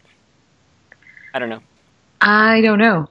It is a really awkwardly worded format, awkwardly formatted card, and very awkwardly worded too. Like I get what they're trying to say. I get that we're trying to be like, hey, now you've got Storm Hate. It's actually like I could see this card being a weird alternate backup plan for a Tendrils deck. Like, you cast Tendrils at the end, but you cast this first. You cast this, and then you start going off, and if you miss it, you've already done a bunch of damage. You can try again next turn. Could be interesting. I don't know if it's good. It can. It also looks back. It's in that weird class of effects that can look behind it into the earlier part of the turn to count things. So like I can go ritual this, and then the next card I cast counts for like 4 or 3. Yeah. I guess it only casts instant sorcery, so it's not as good as it could be. It doesn't count itself. Yeah, it doesn't count itself. But if you're going off and you're copying. No, casting. Yeah. Well, everything else in the Storm deck's an instant or sorcery. This would be the only permanent. Yeah. Yeah, it's a cool card. Yeah, it's an interesting card. Almost there. Victory Chimes. This is a strange rare. Feels like it could have been uncommon. Seems really good, though. I mean, getting a built-in, like, every turn I get a mana is pretty cool. Yeah, definitely. I think it's really great. This is definitely going to be wonderful in EDH, just having access to that extra little mana rock, except it's a bell, which is cute. So I had someone, I'm going to go back, because this is actually really important. Someone pointed out why the template's different, and I'm glad they did. So it says cast before that spell that turn. So wait, with Etherflux Reservoir, if I go cast 4 spells all at the same time, all in response to each other, those triggers will all resolve for 4 life each, and I'll gain 16 life off of 4 cards.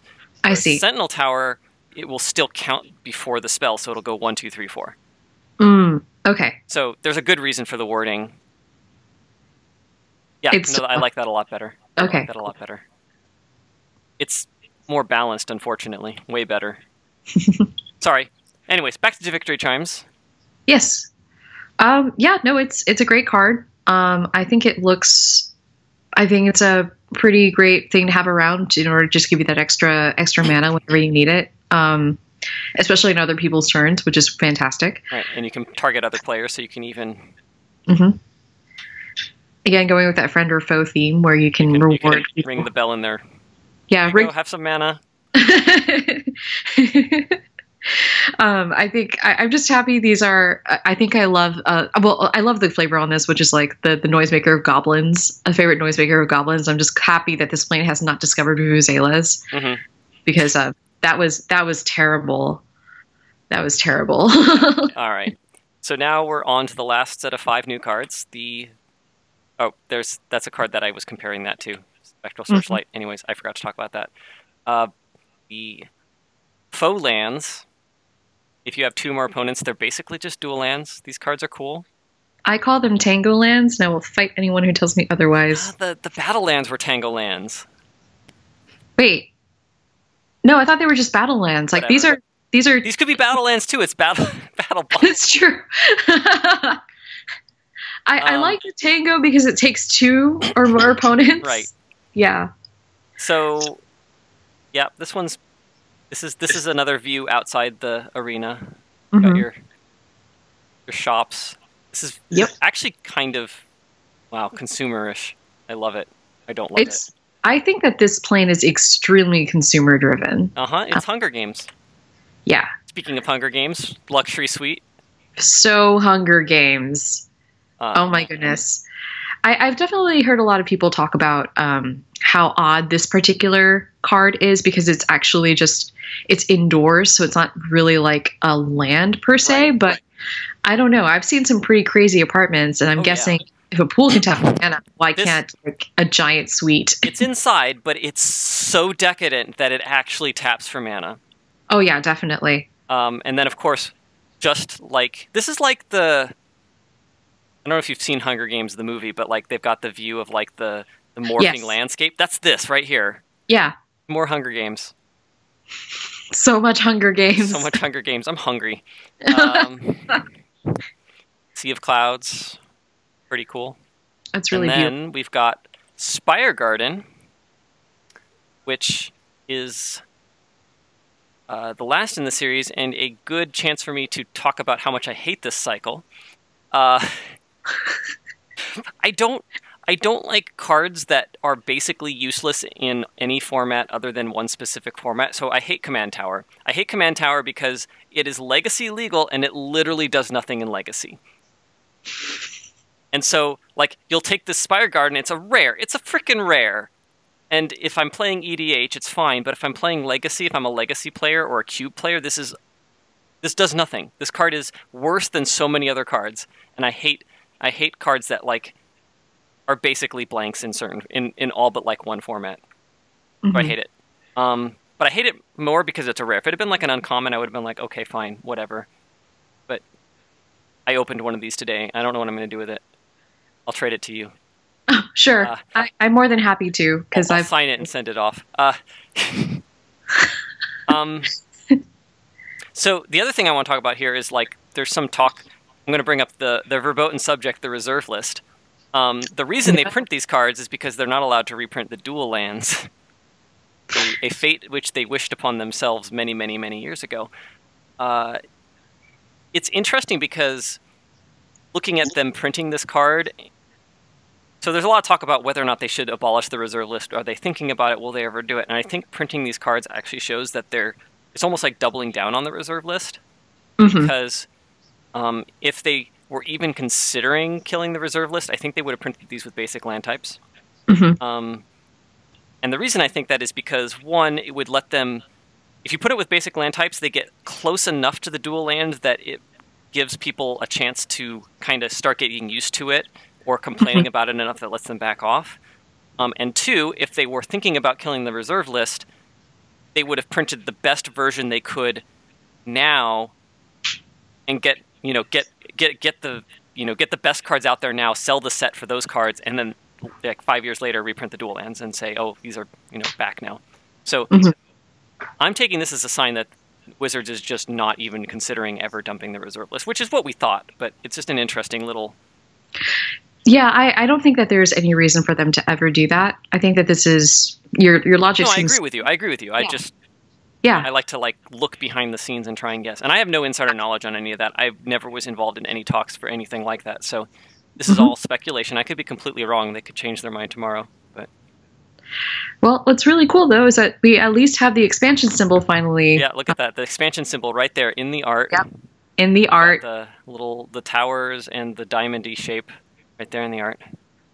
And what's cool is that we could see, we saw this, I think, in the exile wipe, the white spell that exiled all non-land permanents. So that was another really great view of that particular architecture. Yep. I don't have a whole. That's all the new cards. We've covered all the new cards. There's a couple reprints of note that I'm going to just flip through really fast. Yep. This used to be a rare. Now it's a rare. It's barely an uncommon. This is the judge art. This is the first time you can get the judge art in a pack, and possibly in foil. Well, the judge premium was a foil, I'm assuming. Oh no! Oh right, yeah. But this is the first time. This is one of the couple reprinted legends with the new frame. So if you like that, that's kind of cool. This is a starter card with completely new art. So it's kind of an interesting card you may never have seen before with new art. Tidespout Tyrant has new art. Yeah, that looks great. Pretty cool. Swimming ability, yeah, sure. Diabolic Intent, another card with really sweet new art. I think that's an Azra going on in there, but I'm not 100% that's an Azra. Sure. And then Last Gasp is another new art. I really love this. It's pretty hilarious. Guy just gets hit from the side, drops everything. I like the flavor text. Takedowns are never meant to be lethal, but they can still be incredibly painful. Yes. This is the only black coin flip card ever printed, and it's in here, which I thought was cool. I guess it synergizes with Ocon or Zindersplint if they want to go. Yeah. Yeah, sure. This is one of several cards that has the new template with any target in it. I thought I'd just call it out. If you like having updated Oracle text, this and Shock and a couple other cards have that. That's cool. Doubling Season, awesome reprint. Awesome new art. Completely new art. Yes. Everybody walking up to the scene is doubled. They're all pairs. It's adorable. I don't think I was able to find a large version of the art. I found an okay version of the art. So. But look, there's 2 entryways and everything's all doubled up. It's great. Yeah. So that's completely new art. Greater Good has the Judge art. That's a Judge promo foil. Veteran Explorer has new art. Another kind of group huggy type card. So someone brought this up earlier. Wafa Hazid has the new frame. Yep. And then Mind's Eye has Commander's Arsenal art. So those are all the cards that have new art or art that was very difficult to get a hold of earlier. So, yeah. And that's everything except for the basic lands. I'm going to flip through here. But yeah. Wow. Yeah, these are really sweet basic lands too. There's only one of each. They're really That's cool. Crazy. They show off the different stages of the arena, the different environments. Wow. Yeah. That's it. That's Battlebond, everybody. Thanks for showing up, everybody. I hope you liked it. Give us feedback on Twitter. If you liked it, then maybe this will be just a thing. I love talking about cards from perspectives other than just, is this card a good first pick? That's everybody does that. Yeah. Well, thank you so much for jumping in, and thanks for having me. This was a lot of fun. Yeah. If you liked it, drop me a follow on Twitter/Twitch if you haven't already. Yeah, you can find me on Twitter. I've got my handle right there. Yep. So yeah, just feel free to give me some feedback. And yeah, if you want to see what I'm up to, just find me out on Twitter and I'll post about it. Check out Lorgois. Yes, check out my podcast. It's a lot of fun. We talk about things and we don't take ourselves very seriously. We're focused on Magic Story. So a lot of fun there talking about Dominaria and all the recent stuff. So yeah. All right. So All right. I'm gonna turn off the stream. And so good night, everyone. Thanks for showing up. I love you all. I can't do it without you. All Thanks right. a lot. Take care. Bye, everyone.